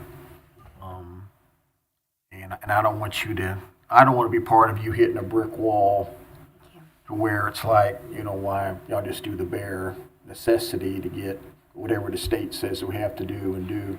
So I want to encourage that. So please do, because I'll definitely look very, very favorably towards giving you a budget. The last question I have, I'm not originally from Stokes County. I'm a transplant, but I have a very strong sense of history, and Stokes County has a great history.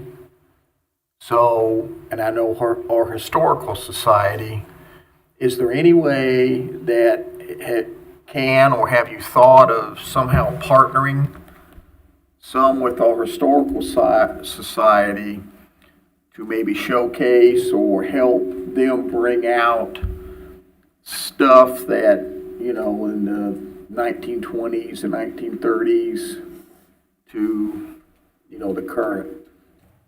I have not, to be honest and to be direct. No, we have not thought about that. There are some really well done county offices across the state that have displays of agricultural artifacts and heritage agricultural displays. And we have talked with ourselves, like we would love to be able to have a place to showcase some of that just even in our office. But no, sir, we've not thought about partnering with the Historic Society, but we're certainly open to having that conversation with them and seeing what we can do to help support that. Yeah, maybe we can have a sidebar conversation and trying to wrap around. But please do put in some projects. Thank you, Commissioner. Yeah, before I move to Keith, I'm on the advisory council for extension, have been for a couple of years, I think, or 3 or several. But I would like to maybe hand that off, because I think we have at least two folks here that are kind of, one, he has farm animals and 14 different things, and he does bees, and then I don't know what Sonia and Ronnie do, but one of these guys could kind of be more qualified to do that than me, I think, so. That was one of my questions and requests, is that we are tasked and challenged with having advisory leadership councils per the university, and we have had, and I inherited the advisory council that Rick was on, and we've lost some members, we've gained some members, but we're in a process of rebuilding, and I think it is time to roll Commissioner Morris off and roll someone else on. And the idea is we really, the agents have their own individual advisory councils that are subject matter specific, and then I have one for the office. And we need to be challenged, and that's where we need a little bit of help, and that's why we're in a period of rebuilding. I'm scheduled to visit other counties in the next couple of months to sit in and to listen to their ALC meetings and just see how they run, what makes these counties' advisory councils really efficient and really effective. So yes, commissioners, I welcome anybody for joining our county-based one, and then also any of the individual agents' advisory boards as well. Okay, great. Keith, questions? Emily, great job. Nice meeting you. I attended one of your B school classes a couple of years ago at the Forsyth Tech campus at Meadows, and it was awesome, unbelievable. And I plan on signing up for the B school. I was about to let that slip by. So, great job. Thank you, Commissioner. Thank you. Yeah, I don't have any specific questions. I think y'all are doing a great job, and I know my daughter Haley has taken advantage of lots of things there, and utilizes you guys a lot for different resources.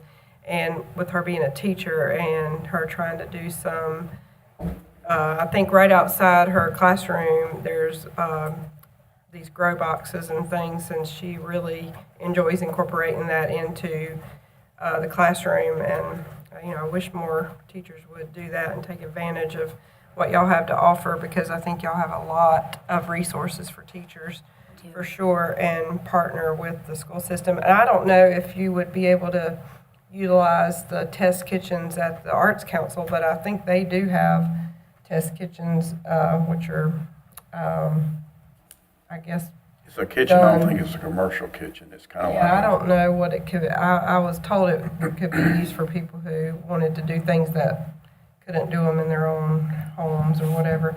So that might be something that could be explored if you don't have that available to you, that you might could partner with the Arts Council to use their test kitchens and things. But really keep up the good work. You're doing a great job, and it was a great presentation. Thank you. I think we can check y'all off as you're in good hands, and not that we want to support what you're doing, but we don't have any worries or concerns about what you're doing. Thank you, I would agree Commissioner. with I that. appreciate For that. sure. Really, this is a testament to the work that the agents are doing. And so they are the backbone for us.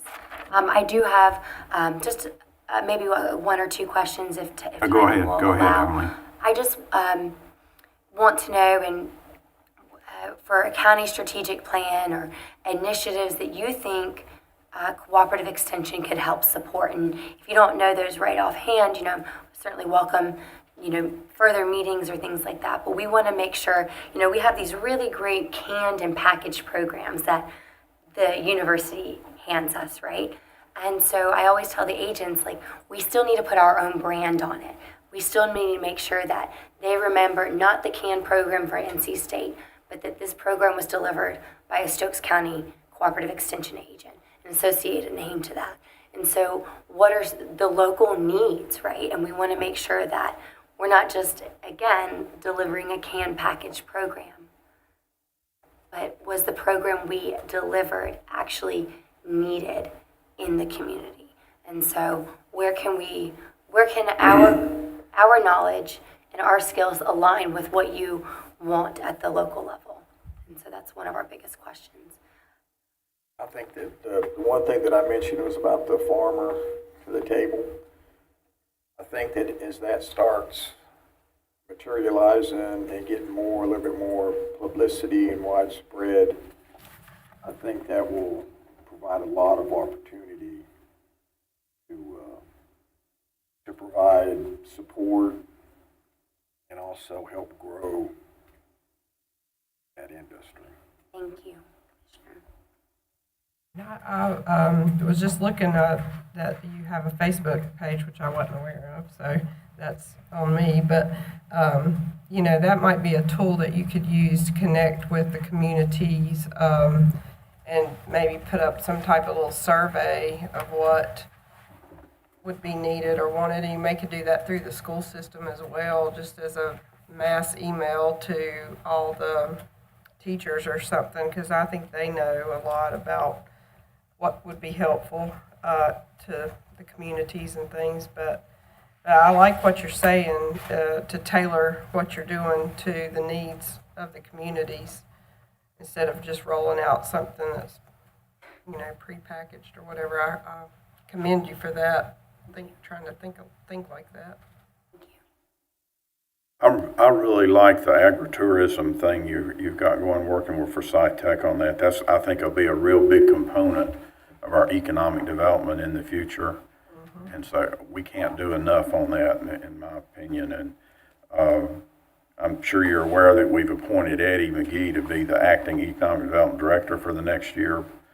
And if you could hook up with, I know you're already hooked up with him, but if work closely with him as he figures out how we should do economic development and how I think you guys will play a key role in how some of that works out and how some of that is executed. That'd be really good. What's the short course you're going to do on agritourism? Who is that for specifically? Who's it for? Who's the audience? Yeah, who's going to attend it? We hope some of the people that attended the conference this weekend Okay. will sign up. And so we really envision the people that are in the project development phase their operation is probably less than 3 or 5 years old, that are maybe just struggling to get their product out there, to have their operation attract greater clientele. It was kind of all over the board this weekend for the type of participants we had. We had vineyard owners, we had people that wanted to incorporate lodging or campsites or weddings or horseback riding, so cut flowers. So again, it was really, really all over the board. So we just want to make sure that, again, that they come with their vision and we're able to help tailor it into a true business plan at the end of the course. So, Okay. Do you work with a Golden Leaf Foundation, or you have any kind of direct connection with them for grants? We do. The Golden Leaf can be limited. There haven't been any that we have necessarily met the eligibility for. We did have a Golden Leaf Scholar as an intern summer before last, and then we do have, if you're familiar with NC Ag Ventures grants, that cycle just went through, and this is a really good grant opportunity for producers in our area, as well as ourselves as cooperative extension employees. We have applied for two ag ventures grants. One, we're unsure of the outcome as of yet, and then a previous ag ventures grant supported equipment that we utilize. So we do have some equipment that our clients in the community and surrounding counties can come and rent and take out. For example, we have the mobile poultry processing unit. It is our highest rented piece of equipment, and I'm laughing because it's a lot of work to maintain that unit, but there's a really, really high need for home poultry processing, and so we serve a lot of community members with that. And then we have new plasticulture equipment, and so this lays plastic down and pulls plastic up for horticultural production. We have livestock scales that can go out. We have a meat grinder that goes out, and that, I guess I lost my train of thought with that, but we serve a lot of people through the grants, but it has to kind of be project specific, a lot of the grants that we're able to apply for. And we, for example, we do have like a small target grant, a community grant that we're able to apply for. Amber helped write a letter for that for me, and that will just help kind of support these pop-up programs that we do, be it at the elementary school, or if we just need something for cattle handling demonstration, we'll be able to do that. Okay. So. One last thing, and I think we'll be finished here. We've got an internet expansion program launching here to connect a lot of the unserved folks, especially in this part of the county. And I know your office in NC State is involved in internet stuff, so I get you can maybe make a comment or two, but we need to make sure you're integrated into our committee that's overseeing that. And Please, I don't know. This is where I would reach out to colleagues, because we have a lot of knowledge at the university level of broadband expansion. And there's broadband, one of our leaders for broadband accessibility he's a CED in Randolph County. And then there have been opportunities to put some broadband support agents throughout the state, digital literacy agents throughout the state. So please, if I'm able to help make any connections or provide any resources, happy to do that. okay, we'll follow up with you on that when we get the thing going a little bit. Anybody have anything else? Just one comment. I'll be happy to serve on her committee if it's okay with you. Thank you, Commissioner Every Wood. board wants fine with me. I will reach out to you. Thank you so much. I appreciate it. And thank you all for your time today, Commissioners. I appreciate it. Yeah, and thank Thank you you. for getting us up to speed on everything. Thank you. On a 5-minute break before we, Yep, 5 minutes. 5 minutes, okay.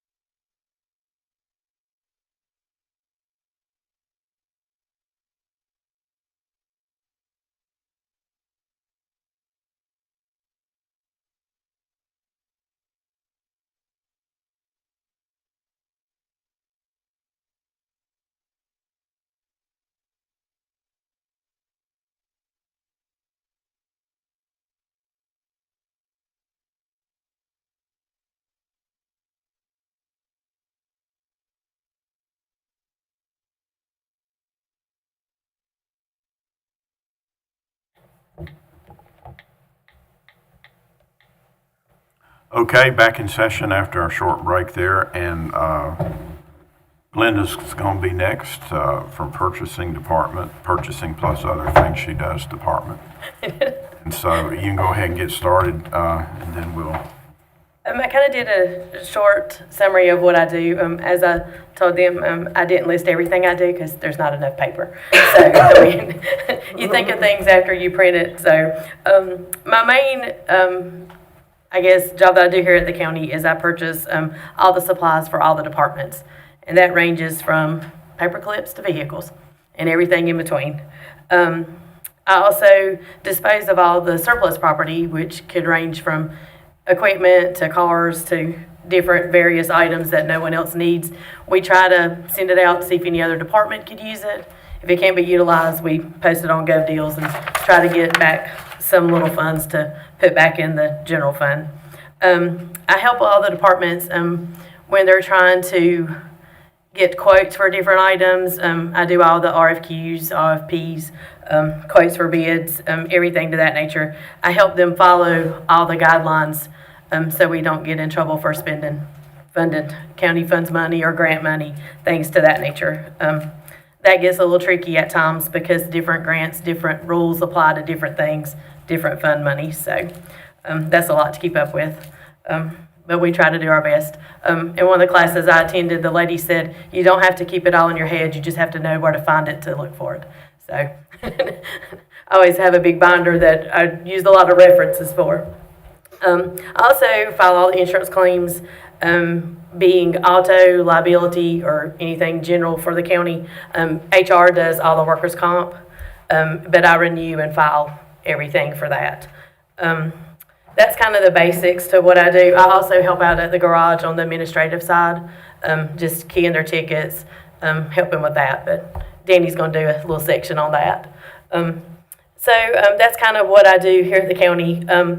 For the item that, for the annual budget for next year, really my basic thing is a computer. As long as I have a computer, I can do my job. And I just, more than likely, I'll probably have to upgrade next year because I've had mine since 2018, so usually on a cycle. So when I came here, they got me a laptop because I do go a lot of different places and I do a lot of work after I leave here. So that has been very helpful to me to be able to keep up. So Are you able to get into the system if you're working from home? I am. Mm-hmm. Diane and David. Does that go through a VPN? Yes. Great. So I can get into the gym system, but I do kind of both sides. A lot of my stuff is just basic, as long as I have internet service, which is a challenge at my home at times because I live in the northern part of the county. But I make it work. And we just upgraded our vehicle maintenance system, and so it's cloud-based. So that's been very, very helpful. So I don't have to physically go to the garage all the time. They need to get their tickets to me, and I can key them at whatever point I can.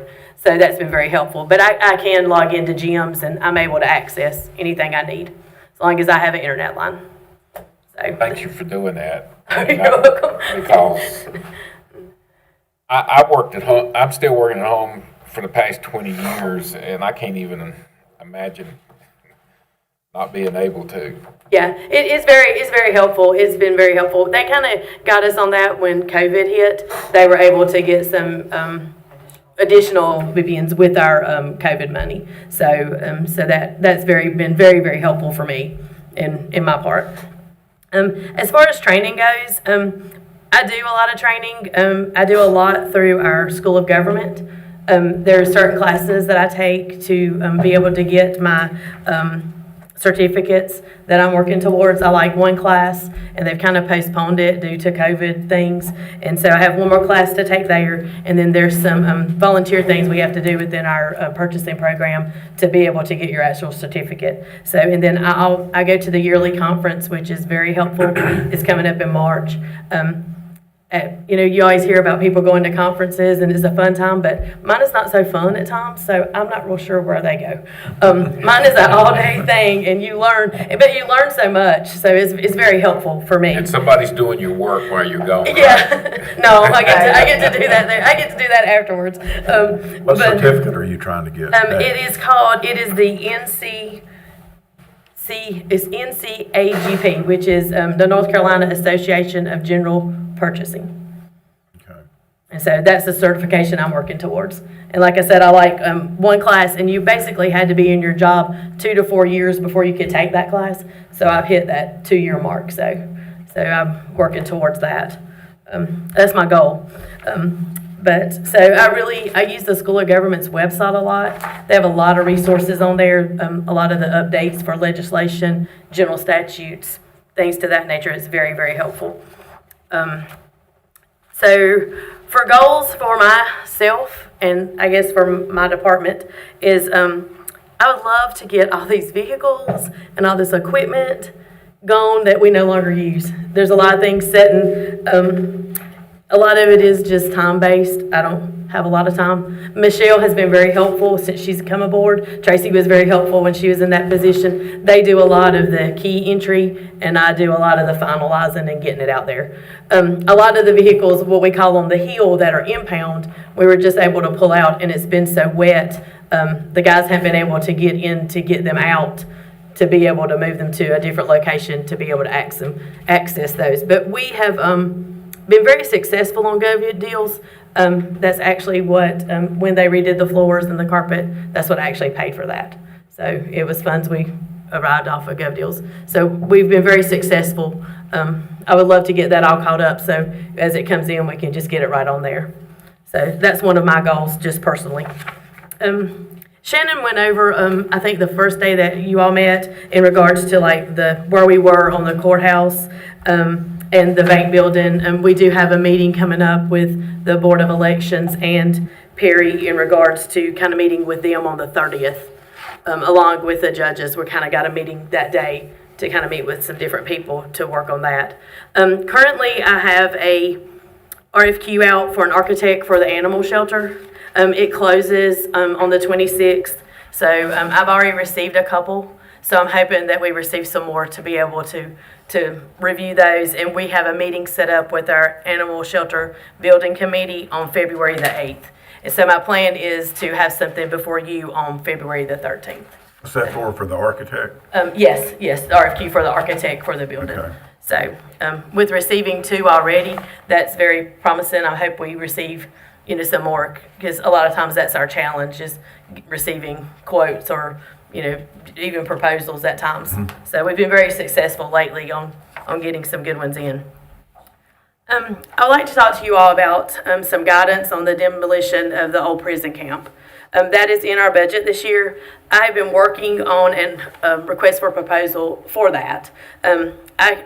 I've been kind of tweaking some things. Stuart and I have been kind of talking back and forth on things. But that would consist of, there's 14 buildings over there. There's 1 wastewater treatment plant and 1 residential structure that's kind of the property that's behind, that was purchased after a few years ago. So those are the things that we would like to demo.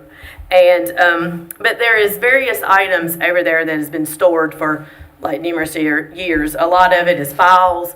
A lot of it's surplus equipment. I think River Street still has some items in one of the structures over there. So, I just want some guidance if you all would like for me to proceed with that. I do know that it will take some time to get things moved out from over there, whether it just needs to be trashed or if, we need to find some areas. We do use the old garage for storage. So different departments have said, there's things that we have to keep. There's plenty of room down there, I think, for unless it just gets abundantly overly crowded. We can put up some more shelving and I think accommodate what we need. So I just kind of want some guidance from you all, if y'all are ready for me to proceed with that, if you need me to work on something different or exactly. In your packet, I kind of gave a aerial photo. Greg at the mapping office printed this for me, and it kind of just gives you an overview of kind of what it looks like. You all, you can go in by the NCDOT and drive up, but the gate is locked on the farther side. But this kind of gives you an overview of where all the buildings are. The one that River Street has something is the one that's circled 14. Just, that's where they are. And then they have some storage area on the other side of 12, but it's just open storage. You say 14? Yes, that's the building that River Street has some items in. Our, most of the stuff that we would need to move from various departments are in buildings 6 and 8. And there's a few things in 5, which 5 is the main brick old old jail portion. The 6 and 8 are, one side is the, where the cafeteria was, and the other one is just various things like the barber shop and things to that nature that used to be there when it was a prison. So now it's just, kind of, there's just different storage over there. Over time, people stored things. But, so that's kind of all I have. If you all have any questions for me, I'll be glad to answer what I know or what I can. Okay, I'll start with your most recent question on the demo. I'm not in a hurry to do it personally. Okay. I've asked for a strategic plan for that property over there for a couple of years, and I still don't have one. So I'd like to, I think that what might be a good first step to have some kind of strategy for what we're going to do with the property. I think there's a possibility that depending on what we do with it, whoever comes in and occupies it might demo it for us. So before we run out and spend the money, I'd like to at least explore those kind of opportunities. On Building 14, River Street has invested a significant amount of money to improve that building. It's a really solid building. Have you seen it lately? Yeah, I've been in it, yeah. Okay. If it's what I think it is, it's the building back there that has the pit in it, right? Uh-huh. So I went over this morning and took some pictures. Not because I doubted, but I did know that they had come and asked Stuart for, doing some painting, but if they painted, I can't tell any difference. So. Well, they took all the vines off of it and everything, but it's a solid block building. Well, this is the part that concerns me, and I'm gonna let y'all make the decision. It's fine with me. It doesn't matter. My part, it doesn't matter. But this is the building. So this is, when you walk up, this is from this morning. This block here concerns me. Because if this is just sitting on, I just think if they're gonna continue, we're not gonna tear it down. We That's holding up need that to do opening, something. right? And then this is the structure on the outside. And then this was the pictures we had taken in October of 20, and it hasn't changed any. But that just concerns me that if it falls, are we responsible for their stuff, or are they good with it? I don't think there's any. I don't know. Perry's not talking about it falling, is he? Oh, I haven't took Perry I over don't there, to think my knowledge. I think it's very strong structurally. Okay, then from if y'all are looking good, at it. I'm fine with it. I just. Well, wanna make they're sure. getting ready to do a project here to expand the internet, and Okay. they're staging it out of that place over there. Oh, okay. So Yes. I would prefer to leave it as is personally. It's not just the building, they've built a fenced-in area and everything. Well, they'll probably sign something for a liability thing. Yeah, that's my only concern, is if it falls, or if someone falls in this grease pit, because there is a grease pit under this. Yeah, Because this used to be the old garage for, this is the old garage for got the it. state. well, I don't think This is there's probably there's any issue with them signing an agreement. Right, I would prefer that, because I don't think we should be liable if something happens. I know the firemen in the county are always looking for things. Have y'all considered letting them go at it with these buildings, and then you just haul off what's left? I have not Or it's explored like that idea. burning them. Yeah, Do you remember that ever coming about? So, Might be worth exploring. yes, I'll be glad to talk to Scott, but yeah, this is my only concern about this building.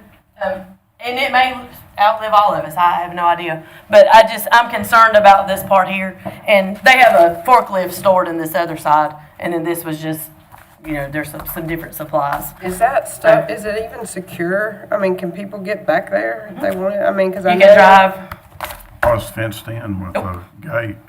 And walk right No, in. you drive right through, I mean, unless the state has the gate closed, but through the hours that the state is open, I drove right in there this morning at 20 minutes till 8. Where's the Drive. fenced-in area? It's behind the There- animal, they had a shared fence with Foss. There is a, when you drive up, if you turn in off of, like you're going to Wanacay before you get to the four-way stop, if you'll turn by the state shed and go straight, this building will be, on the left, and then once you go past it around the Oh, corner. you're talking about not coming in from Dodgetown. No, you're not coming in from You're talking about Dodgetown. the other way. Oh, Yeah. yeah, I realize, it is secured coming in from Dodgetown. Yeah, but if you don't come in that way, then I drove all the way to the gate, turned around, and come back out this morning. I mean, you know. Well, who but- comes in that way? I don't For think, anybody that just wanted to come in, Yeah, just to. anybody who knows. I don't it's- think Yeah, I there's mean, any I mean, traffic there. right. I you know. mean, I'm not saying anybody will, but they can if they But want. sure It's they not a do. hangout Yeah. that we know of. Well, they Not have that I had know of, homeless but- people. They have run druggies and vagrants And they've had things out things there. stolen out of the whole prison. The Pretty sheriff's safe since department. the four-way stop went there. Nobody wants to go there. Yeah, yeah, and yes, but it is secure from the Dodgetown side if you come in the other way. They have a storage container with some other items on the other side of another Yeah, building there. they've paid to have that fencing put in there. Yeah, I guess it's the fence that's between Foss and. I and would take a look at that building before I tore it down. I think it's a lot stronger than you think it is. Yeah, and that's fine. I just wanted to give my concerns. Because I've looked at it often. Okay. With the staging of that project out of there, so. Mr. Chairman. I was thinking, just a minute, Ronnie. I was thinking I was even thinking with the improvements they've done on it, that we should keep it for county use after they leave. It doesn't look like there's any improvements, looking at those pictures. If you've seen it with the vines around it and everything, Oh. you'll see. It's Yeah. not just that improvement, it's the improvement of building the lot there and fencing it in. And, But the fence is not near that building, right? Well, the building is here and you drive on around yeah, it's right beside of it. on your, like here's your building here. This is the building we're talking about. You drive on around and the fence comes here. The fence is kind of where that purple line is, but the rest of this is, it's all. And the other part of having an agreement with them is to see what other improvements they might want to do to the building. Right, because I think they had Because they had come, offered to do some painting and stuff there. and as far as I know, that was approved, I think, but I think they've there's done too anything. much uncertainty for them to invest until we have an agreement with them or whatever. Well, if we're looking at possibly utilizing that site for a new animal shelter, wouldn't there have to be some demo there? You're gonna have to at least demo this part adjacent to the Friends of Stoke shelter, which is, until we get Number 12. until we get an architect. yeah, it's falling in anyway.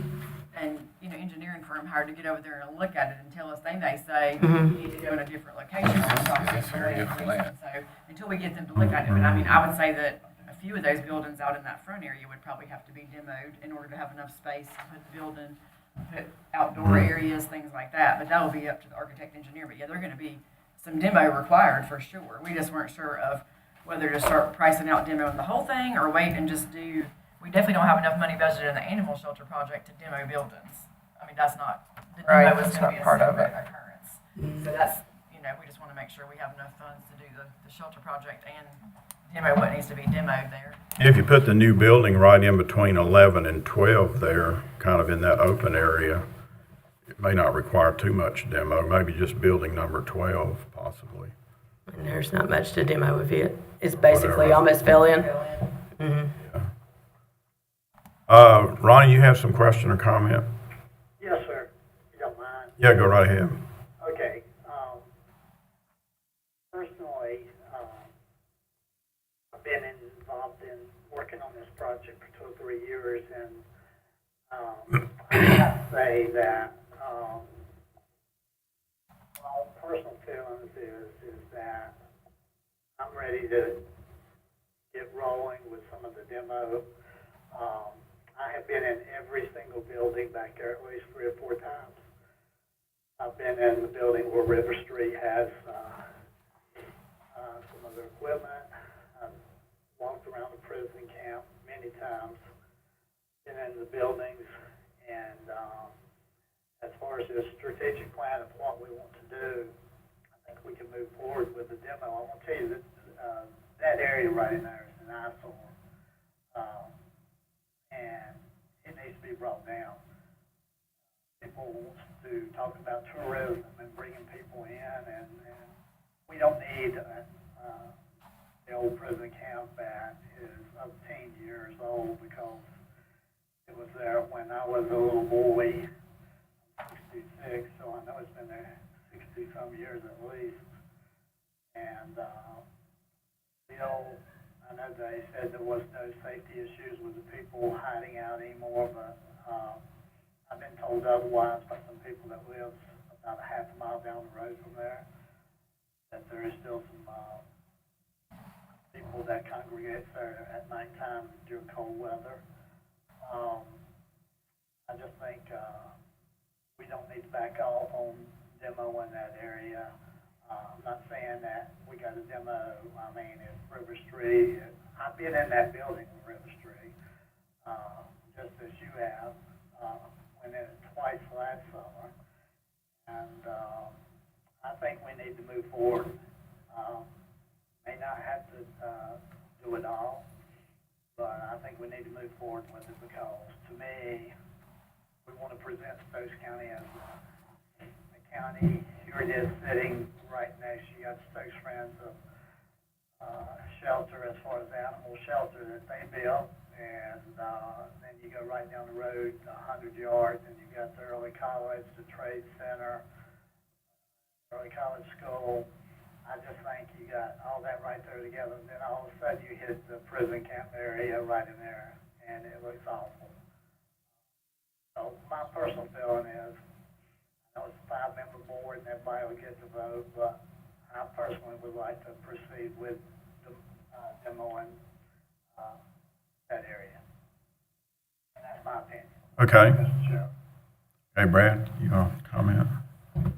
I guess the only thing that concerns me about the property the way it is right now is would-be liability from the county.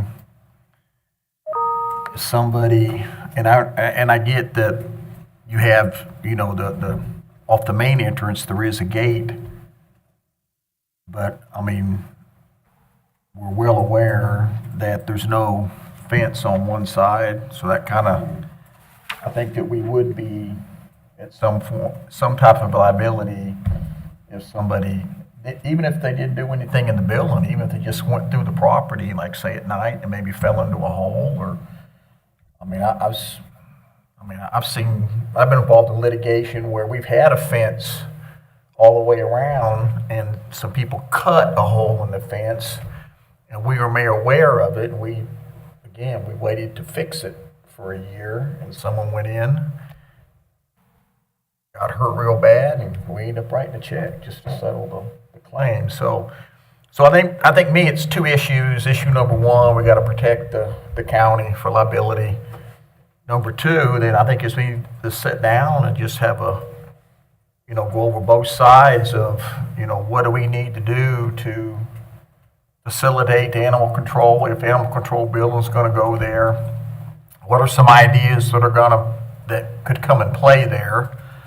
And then as far as River Street, I mean, I'm willing to do whatever it takes. I mean, we could find, if they need a place to stage near there, I mean, heck, we could bring in a building, and let them use that. Not in that exact site, but somewhere else near there, and They and can let use them like a container right. or two. Yes. And that's what they have a container there also. That's kind of, the building that's here, it's kind of across. Yeah, so I mean, It's actually beside of number 12. You kind of see it. I think that's probably what's in that photo. There's like a tractor trailer kind of bed type thing, So, I mean, like a storage unit. I mean, I don't want to. I'll help River Street, but I just want to make sure that we're all aware. The reason they're there, the reason we gave them that property to do that with, as we partnered with them initially, is because there wasn't anywhere else around to stage them. When you do that hunt first, where are you going to stage them at? And I think there would It's still be kind of difficult. my personal opinion. I think there would still be areas, even if the animal shelter goes there, I think it still would be an area for them to put maybe some storage pods, something temporarily, because, hopefully they're not going to be here forever to be able to have the stage. They're going to get the wiring in, and we're going to be good. They won't need that facility for that purpose. But once they're complete. Yeah, once they're done. yeah. So I think we would, my personal opinion, I think that it would still be allowable for them to be able to put storage containers, something there. I'm just not sure, and like I said, I'm definitely not an architect or an engineer. I just see blocks missing that concerns me. So, we can definitely have someone look at that structure to see, but I think that, we could allow them to still be able to do something there if that's what you all would like to do. I think it's just the concept of if we're going to demo, if we choose to do that, I think it would be easier to do it all while they're there and then go that route. It'd be But good if you guys go look at that building 14 if you hadn't looked at it. yes, and I'll be glad to meet anyone over there. I can get you into the other buildings. We could do a walkthrough of all of them. I think that would be a good idea, especially for you all that haven't been over there. It kind of gives you more of a sense of just looking at an aerial photo. Most of them are just trash. Yeah, they are. Except for building 14. Most of them you can tell driving by, but you're more than welcome to. Stuart has a key. We can get a key to get into the buildings, no problem. My personal opinion is I'm sick and tired of looking at old, out of date, almost unsafe county facilities. It is an eyesore. I agree with that. Keith, your thoughts? Well, like I mentioned, if the fire department and them could use it for training and Yes. burn it down, it'd be cheaper than getting somebody to take it down with a piece of equipment. You just load it up and haul it off. And yes, we will definitely check into that. I'll get with Scott and see what his thoughts are, or who to contact. They can do some types of trainings or something. To my knowledge, that hasn't been brought up since it was brought up to me. But I would definitely check on that. That's no problem. I still think we need a plan for it. I don't think taking the building down is going to improve the value of the land. Maybe it will. I don't know. I just think we need to talk about it and work it out.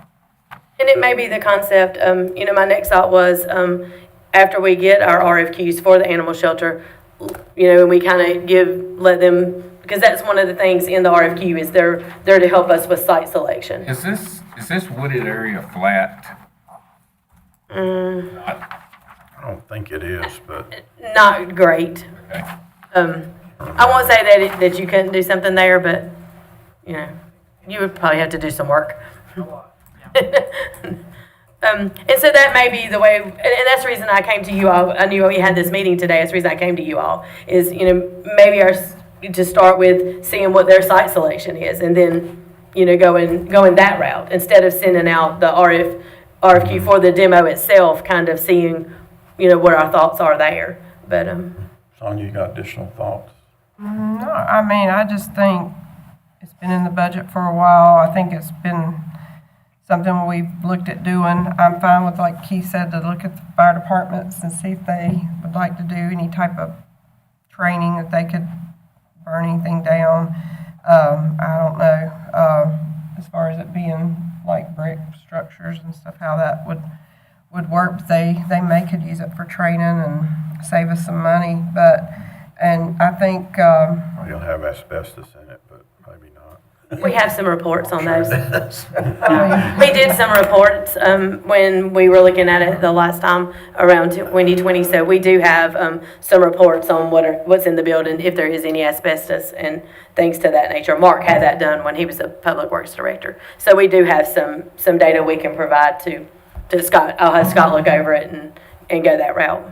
I think it's a prime location for potential economic development and growth, and possible a business park or something. And if it's cleaned up, I think it's going to be a lot more appealing to people. We could talk to Eddie McGee and get his thoughts on it, but Good idea. I was going to say I can reach out to Eddie and kind of see if he, in regards to a but plan. at the same time, I'm fine with, like you say, trying to make sure we can help River Street with staging area for what they need to, obviously, lot, the amount of work they're gonna be doing, they're gonna have somewhere nearby to have stuff to do this expansion. So that being said, I think, there looks like there's, enough room there to facilitate that and still demo what needs to be demoed at the same time. So this hadn't been voted on before? It's been budgeted to demo it. been budgeted Just hadn't to done do the it. RFQ or- Okay, all right. Actually, we got some quotes one time, didn't we? We did. It was What was in our that? budget, 100 and something thousand? 140. and For everything. 40,000. for everything at the time. We had 10 quotes. That was the lowest one. And at that time, we did not have it. It was not budgeted in the budget. And so then this fiscal year, it was budgeted into the budget.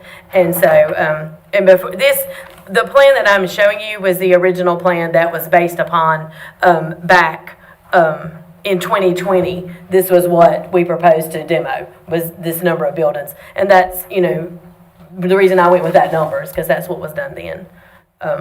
So, and it may be that, I'll get with Eddie to see if he, has a different plan of action, or, after we get everything done with the RFQ for the animal shelter, we can wait there. I just wasn't sure how you all wanted me to proceed, if we wanted to go ahead and put it out there to try to speed up that process. What I would suggest we do, we're like a month or two from doing a new budget, is that you don't put an RFQ out until we let this compete with all these other budget requirements that we're seeing pop up here in every meeting, and just see if it competes. See if Well, it it's competes. budgeted from that. It's approved. We have No, it is now. 200,000. I'm So that saying- can be rolled if you don't, even if you don't need to do anything this fiscal year, if you choose to do that. Or it can be cut, whichever you Well, choose for it to be done. If we go through the budget exercise, it could be cut as well, or leave it in. Well, it's in there. It was approved in the 22-23. What he's saying is that it can't be unapproved. I don't care. Right, that's what I'm saying. That's what I'm saying. If you all say don't do it, then you can have that money and do whatever, I would the recommend next we time. don't do it until we do one more budget cycle and Okay. see if it can survive Okay. against competing with other requirements that we have.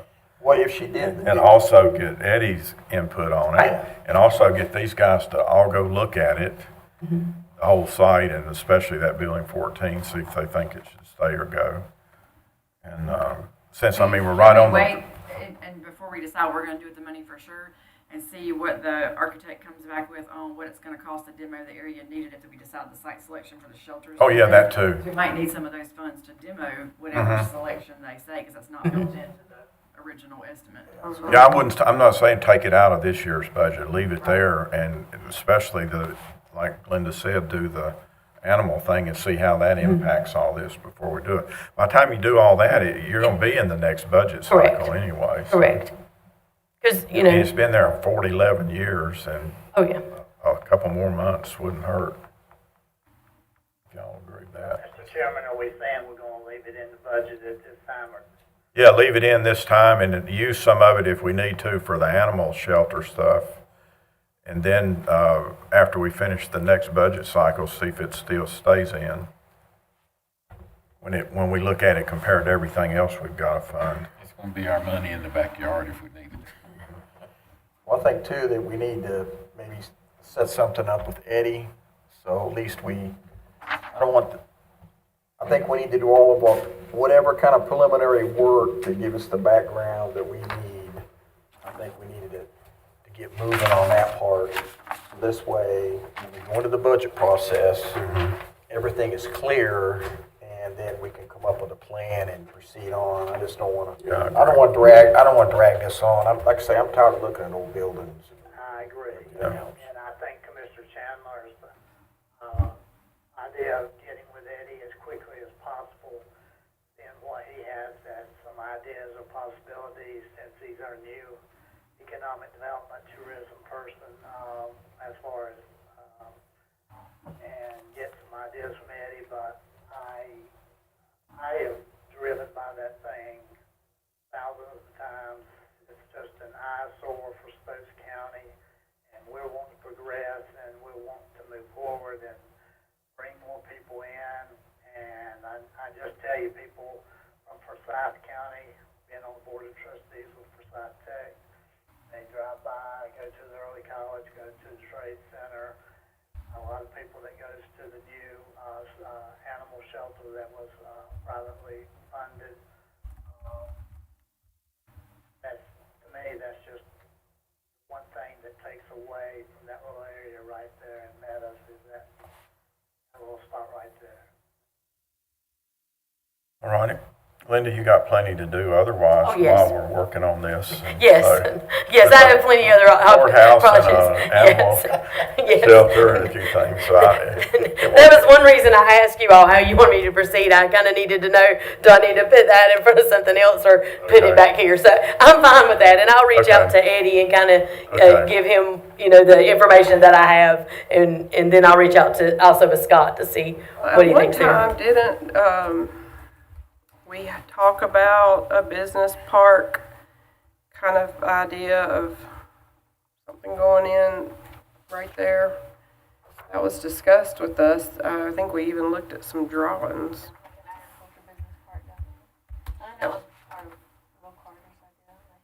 I think we discussed, one Mitchell's. thing is that it's like it's the most valuable piece of commercial property the county owns, probably. I think they discussed putting Niagara Park down there with like you said, the Mitchell's meet and cooperative extension. Yeah, I mean, I thought that was something in the works there. Linda, you know the acreage, or is it on here and I looked over it? I'm sorry, I do not know right off the top of my head. I don't think I have the acreage. I may on one of these other photos. It's 9.6. That just incorporates the prison camp area. It doesn't Right. include this little piece where the house is. I'm not against demoing it either, by the way. I just want it to be prioritized along with everything else we got to do. I just needed to I know would how like for fast I need to somebody work else on to it. pay for it besides us, if that was possible, though.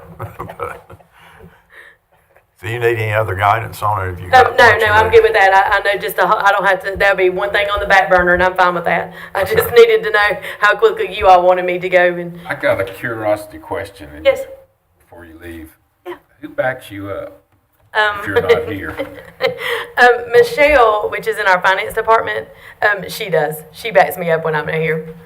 When I was out sick a few weeks ago, I did work from home that whole week, but she took care of things I couldn't take care of from home. So Michelle does help me. I give her all the constants, the things that stay the same. I try to divert the things that are out of normal or crazy or big projects. So I give her all my normals. Linda, Yes. Go ahead, Brad. uh, Go ahead, Ronnie. I'm sorry, sometimes my phone, I'm doing the very best I can to make sure I hear everything, and it's cutting in and out again. I did not hear how much you said that we have allocated, in the budget to, I know it's already been put in there, but how much did we allocate for the demolition project? 200,000. 200? Uh-huh. Okay, all right, thank you. You're welcome. Go ahead. One quick question, Yes.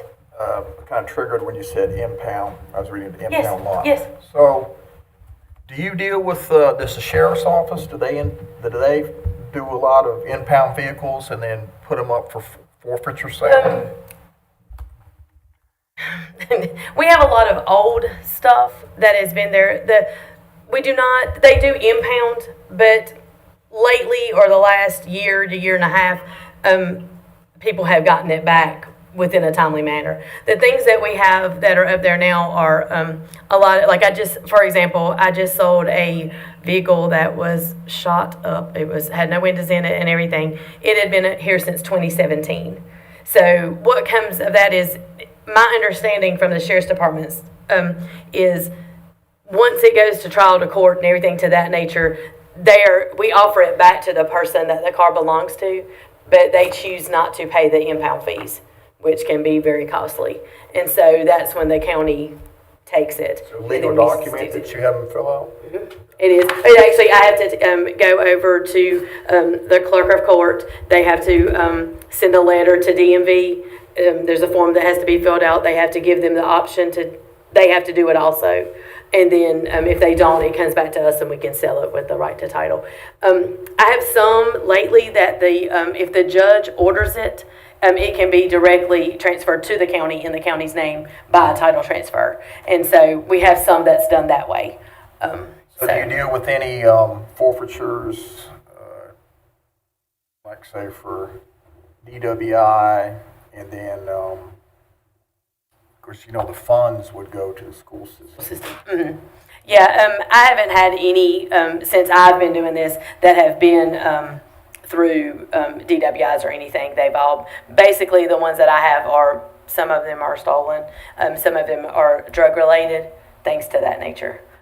But I haven't had any DWIs. The Sheriff's Department is really good about giving me information of where, if the funds need to go to a different thing, because we do have some things that go in like federal funds versus just our county funds. So the Sheriff's Department usually gives me all that information so I know when it is sold, where it goes to. So so like if the sheriff's office has a vehicle towed, either for evidence or possible forfeiture, do they just automatically bring it to our impound lot, or does it go to like whatever record service does? Oh, no. Our county garage goes against the impound vehicles. So Danny or Tyler, whoever's on call, would go and is brought to our impound lot here. So, and even if, for say, we've run into once in a while, if it's a vehicle that is, sometimes it's too large for our rollback, we have them brought here. We don't take it to the impound of the record service. And my last question is that impound lot secure? Yes, it is secure until they tell me, we do not remove anything out of there until the Sheriff's Department brings me the paperwork that says Glenda, we're done. Yeah, what I'm talking about, do you have a fence? Is there a Yes, law? yes, when it's all Someone impounded. can't just walk in there and Yes, just have an yes. extra key and just drive out? Yes, we pull it out into just a general area when they are complete with it. And then that's when it's sold. That's my cue that Glenda's good to go. And they'll give me some paperwork to back up that document. And just one thing so I don't forget, Shannon, can you, because I'm very interested, because I looked in the budget for this year, I might have missed it, but I'd like to see what the account status is for the federal forfeiture fund and the state forfeiture fund from the sheriff's office. That's all I got. Linda, would you email us a list by department of the total number of vehicles everybody has and where they're owned or leased? Yes, I have that. Whether we own them or lease them? Yes. Pretty much, most all of our departments are leased except for DSS. They have 3 leased vehicles, and the reason we don't lease anymore is because the state will not reimburse us on a lease program. They only will buy currently until their rules change. And then the Sheriff's Department still have some that is owned. But basically, everyone else except Stewart has a few that are just used here on campus, like for the cleaning staff, that's not driven kind of just from campus to campus. We felt that was we've just utilized others from other departments that were better, in good shape, that kind of thing. But I'll be glad to send you the list. That's no problem. I actually just received one from Rebecca last week for when we start working on our next year's budget. Okay, good. I'm just interested in the total number of cars and the trucks Yes. and things. Yes, that no we're problem. We operating. reduced it a lot. Yes. We had a meeting with her recently, and it was a pretty Yes. big number. We took it down by. Yeah. What number? Reduce the fleet. The fleet. Oh, okay. It was like 250. I don't have it right here in front of me. And I think we're down to like 140s, 130s. Got rid of a lot of So vehicles. we have a lot that's, and Just that weren't needed or what? kind of all aspects. Some that wasn't needed. It was just some that wasn't being utilized. Maybe they had 4 in their department and they only needed 2. Things to that nature. And, as you know, a lot of times we got hand-me-downs from the Sheriff's Department, so there may have been more cars in the department that they really didn't need at the time. Maybe they needed at one time, but then, so that's kind of how we narrowed it down. There's one vehicle that sat over at that health department satellite site with a flat tire for about a month or two. And so figure that's probably one you may have gotten rid of. Yeah, it is. It is. Yeah, there's a few. Yeah. Like Jen said, there's a few that kind of they just didn't utilize them. So Okay. But yes, I'll be glad to send that list. And we've kind of done that with our leased ones too. We've kind of seen where someone needed maybe a truck instead of an SUV, so we kind of worked around instead of buying two new Okay. ones. We kind of worked around. So Okay, what's Danny gonna talk to us about? jump on in here, Danny. I'm up here with a microphone. I'll move, Danny.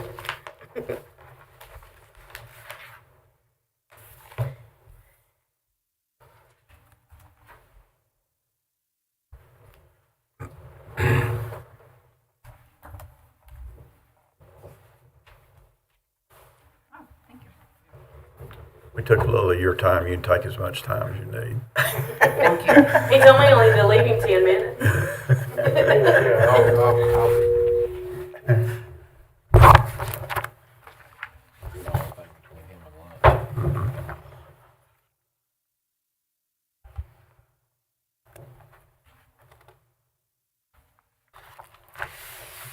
Alrighty, I'm just gonna go down the bullet points.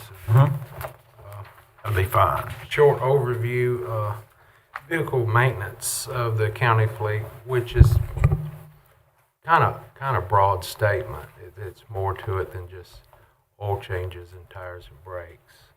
A lot of our fleet has, the leased vehicles has exceeded their factory warranty. So now we're getting into repairing breakdowns and stuff like that. We take care of we have some trailers and UTVs and everything like that. Maintain a parts inventory. Try to spot market trends on things that we commonly see break down and try to keep those parts in our inventory to get them back up and on the highway as quickly as possible. We do appointment scheduling, and that is, there's only 2 of us in the garage. And the appointment scheduling has worked out really, really well. Not coming in on Monday and there's 10 cars waiting. We have them blocked out so we can get them done as quickly as possible. We also do equipment installation from the Sheriff's Department, the blue lights and cages and radios and wiring up the vehicles and everything like that. We're not set up to do garbage, the really heavy, large equipment. Mainly just, Do the ambulances though, don't you? yeah, we do the ambulances, and That's the heaviest thing you work on. that's the heaviest thing we work on is the ambulances. And we operate the wrecker services Glenda was talking about, 24/7 for breakdowns and impoundments for the sheriff's cars. The ambulances have grown in size over the years, and if we were to entertain the idea of getting a wrecker large enough to go and pick up ambulances when they break down, you start getting into weight requirements where we would have to get a CDL. So when those break down, we just use farm out the services, have those towed either here for us to repair, or if it's major or if it's under warranty, take it to a dealership facility. Let's see, high-level considerations for budget. Going back to the ambulances, we had installed, I think 2 years ago, a large 30,000-pound lift to raise up the ambulances. And we have another 14,000-pound lift that's in the garage. It can raise a car, and that's about it.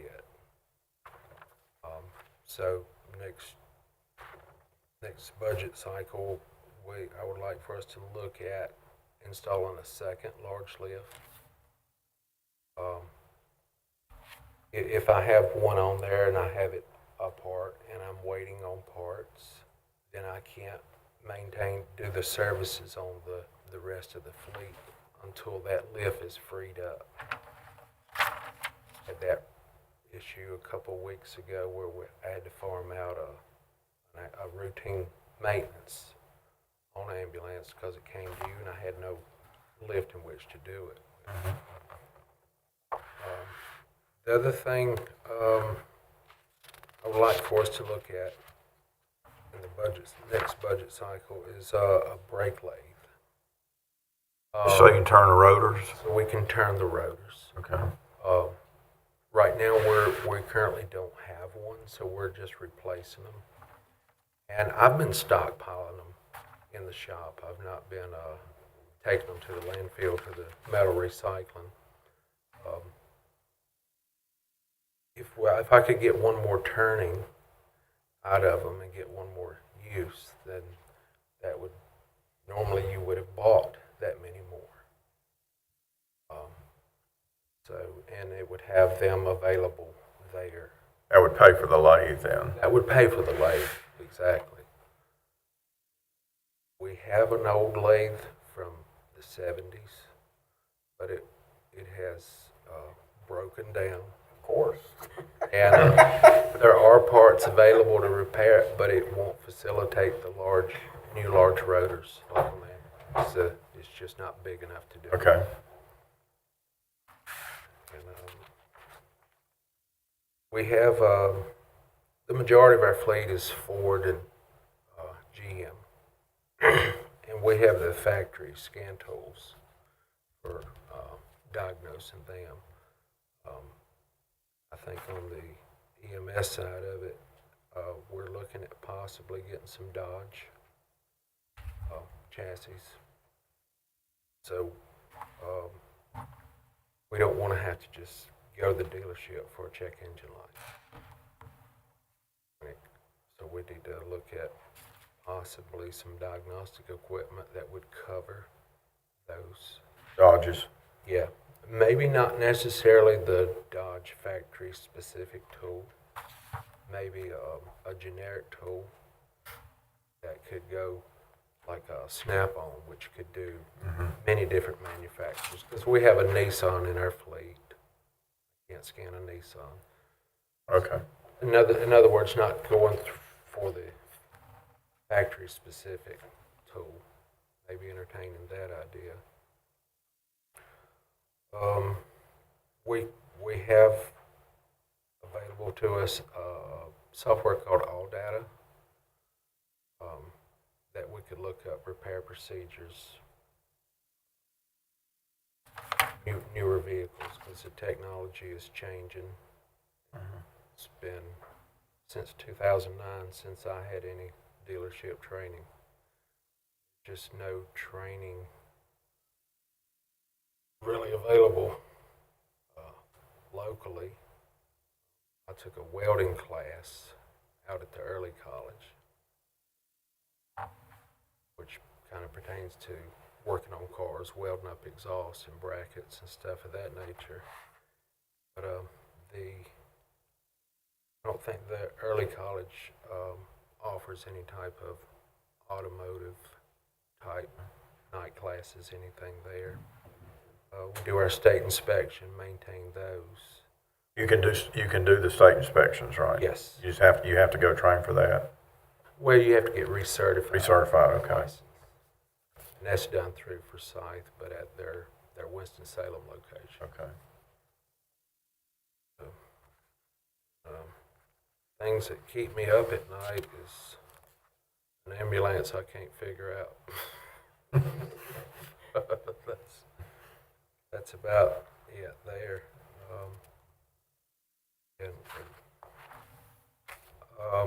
Updates on part-time salary budget and overtime budget amounts. We just do the comp time, we don't do the overtime. We had budgeted $7,000 for our part-time position. and we've currently used 3,079.75, so about 44% of that. Okay, good. If and when some new patrol vehicles were to come in, and one of us would have to start out fitting that, then it takes about a week to outfit a new vehicle with all the equipment. It takes one guy.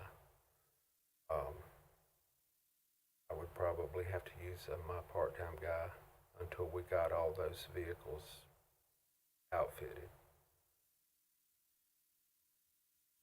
What's your staff? How many full-time people you got? Just me and one other tech. I'm a working supervisor. Or do you have anybody that work on diesel engines? Just me and the other guy. You can work on diesel engines? Yes. Yeah, okay. Yeah, Tyler can too. Okay, okay, He's the other okay. mechanic. Gotcha. I'm sorry. Ronnie, you got questions? No, sir, I'm good on this. Sonia, you got questions? No, it's good information. Thank you. Okay. Really have any questions? Keith, you got any questions for Danny? Just one, your parts, your maintenance parts and supply, where does that inventory come from? What supply, do you buy it We use out of state, local? we use a Napa out of Mount Airy for the maintenance parts mostly, the brake pads, the oil filters. Why? State contract. Because they're on state contract. Okay. Yeah. But we do use O'Reilly Yeah, we do use local. and Metis. Okay. I'm just thinking about, that's going to Surrey County's tax base, not ours. Well, actually, you don't even mail the check to there. Don't? Okay. It goes It's a straight. totally different place. Yeah. Okay. Yeah. We don't even mail. It's actually, I think it's like Chicago or. Really? Yeah. It's not anywhere locally. Yeah. I can find out exactly, but yeah, it's actually not even. You don't even send it to Mount Airy. You get good service out of it? Yes, sir. Yes, sir. Just curious. And if like I was saying, trying to maintain parts of trends of common breakdowns, and if I run into a situation where I haven't utilized a part in about 6 months, I can rotate it out Okay. and take it right back, so we don't have to. What if they got something you need in a hurry? Do they bring it to you? Absolutely. Okay, great, great. 2-3 times a day if necessary. But we use them a lot because it's on state contract and you don't have to bid it. And Advance and Riley's does have a program for us also, so we get a discount through them as well. Then we buy tires Goodyear Goodyear state contract. state contract for them too. Is there any issues with on-call with just two of you guys for run the rollback and stuff? Do you end up making a lot of calls, or every time you're on call, or? There are weeks where I'll go out 2 or 3 times. There's weeks when I don't get a call. Okay. So far, there hasn't been an issue with not being able to fulfill calls. Mm-hmm. Is rollback in decent shape, mileage-wise and everything? Do we own it or lease it? We own it, right? Yeah. I wouldn't go far out of town with it. How many miles it got on it? It's not coming good from a mechanic. And again, I'm sure it can't go up too steep a hill, right? yeah. Make sure that you got a good gap between you and the next car before you pull out. It's 205,000. Last time I put fuel in it, I just serviced it. Is that a vehicle we could lease on our leasing contract? We are actually exploring that Okay. option. It kind of depends, like Danny was saying. I personally, and I think he feels the same way, that I don't think we would try to accommodate getting one that would haul ambulances.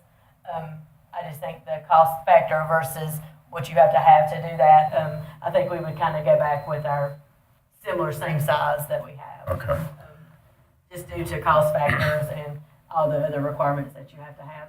And with that being said, a lot of times we'll use folks just because they're convenient and you can get hold of them and they're always spot on. We do use other people in the county for different various items if we need them. But they're very reasonable on cost when we do have to haul one. Let me ask you something. Does Stokes have anything called a rotation wrecker policy? In other words, if, say, a deputy pulls up on a car in a ditch and, the deputy says, hey, you have a tow company that you want to come get it, and they say, no, I'm from out of town, so do you have a policy where you rotate it through? Or? That would be a question for the sheriff's department, because I do. We only tow our county vehicles. Well, no, actually, it's a thing for the county. Oh, but then Should I be do a county not know. policy if we're I going do to not do know it. It's that. not a. It's a. I'm gonna say no to that.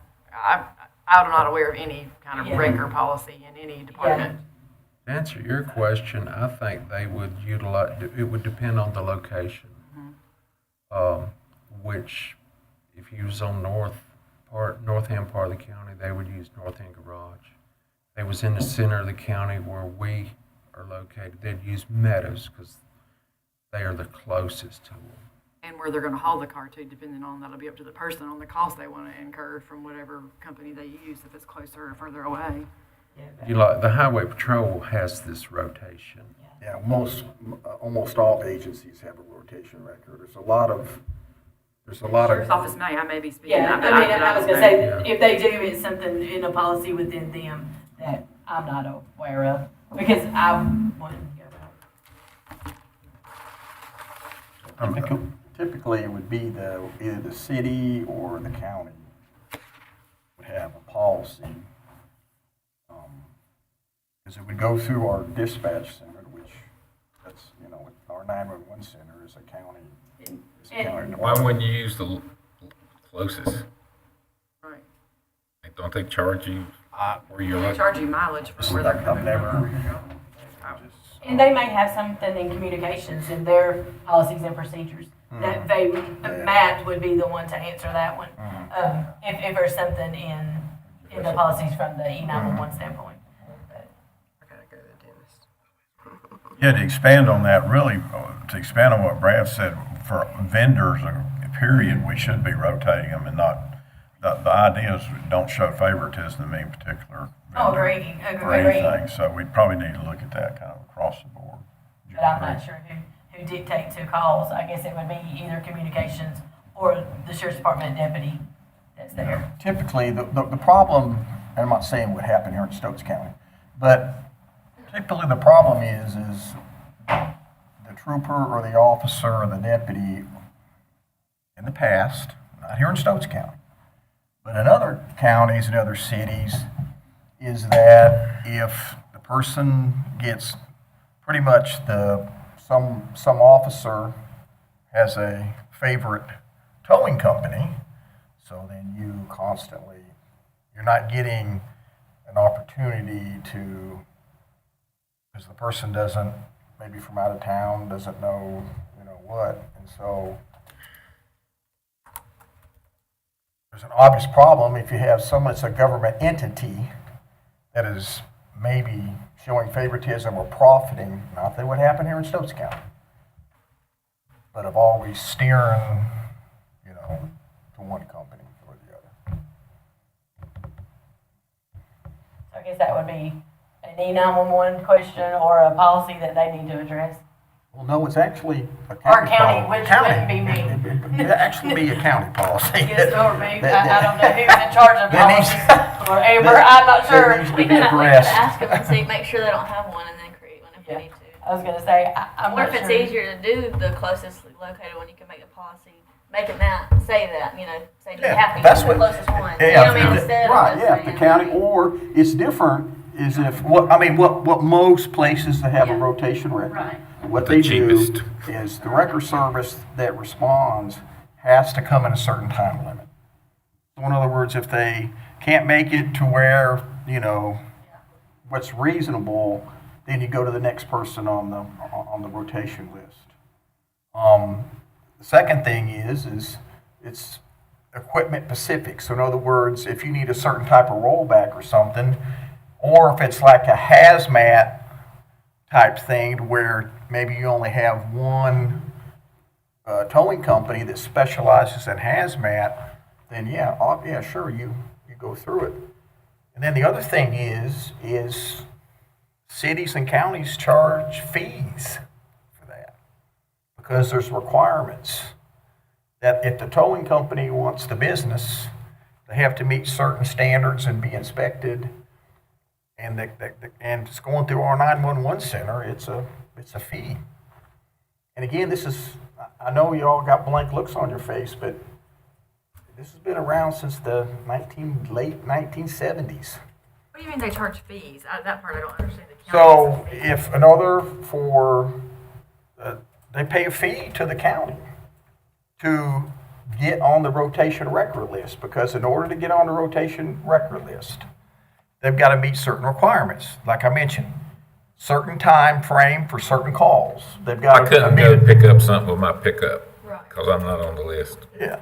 And then special type of equipment. If you want a standard special type of equipment, then in order to get that call, they have to meet a certain standard. And of course, we make sure that they're telling us the truth. You got to go to their site and you inspect them. I've heard that portion, if you were going to utilize them as your county, our towing service. The portion you're talking about, like, we would get a fee, things of that nature, you agree on a price, things to that nature. That would be if we were going to tow our stuff. But we tow our own stuff except for ambulances or just something we can't. Yeah, but they would charge us a fee to do that. Correct. But if We're charging them a fee to get on our next rotation record. Just whenever you get some free time, just go on the internet, type in rotation record. I know you worked in other entities. Was the place you at? Did they do that and charge a fee? Contact Fable. That's what I Contact would Fable. You can contact Charlotte, Raleigh. It's all over. Highway Patrol even has it. Yeah, I get the rotation list, but the charge is what I'm. Supposed to charge somebody is my part. To be on our list is the part I'm confused about. But I'll reach out to the places you've listed and see if they can give us some guidance on their policy. When they can get their policy, and I can forward it to Amber. Okay, good. I would just say, Glenda and Danny, go ahead and propose those three pieces of equipment in your budget, and then we'll take a look at them. I don't know how much they cost, but we'll figure all that out later. The lathe, the lift, and the scan tool. Yes, sir. Danny's been talking to the lift people to get some quotes for us. Okay. Anybody have any other business before recess? Get a motion to recess until tomorrow at 10 a.m. Motion to recess until tomorrow at 10. Second. All in favor, say aye. Aye. Opposed? We're recessed. Hopefully my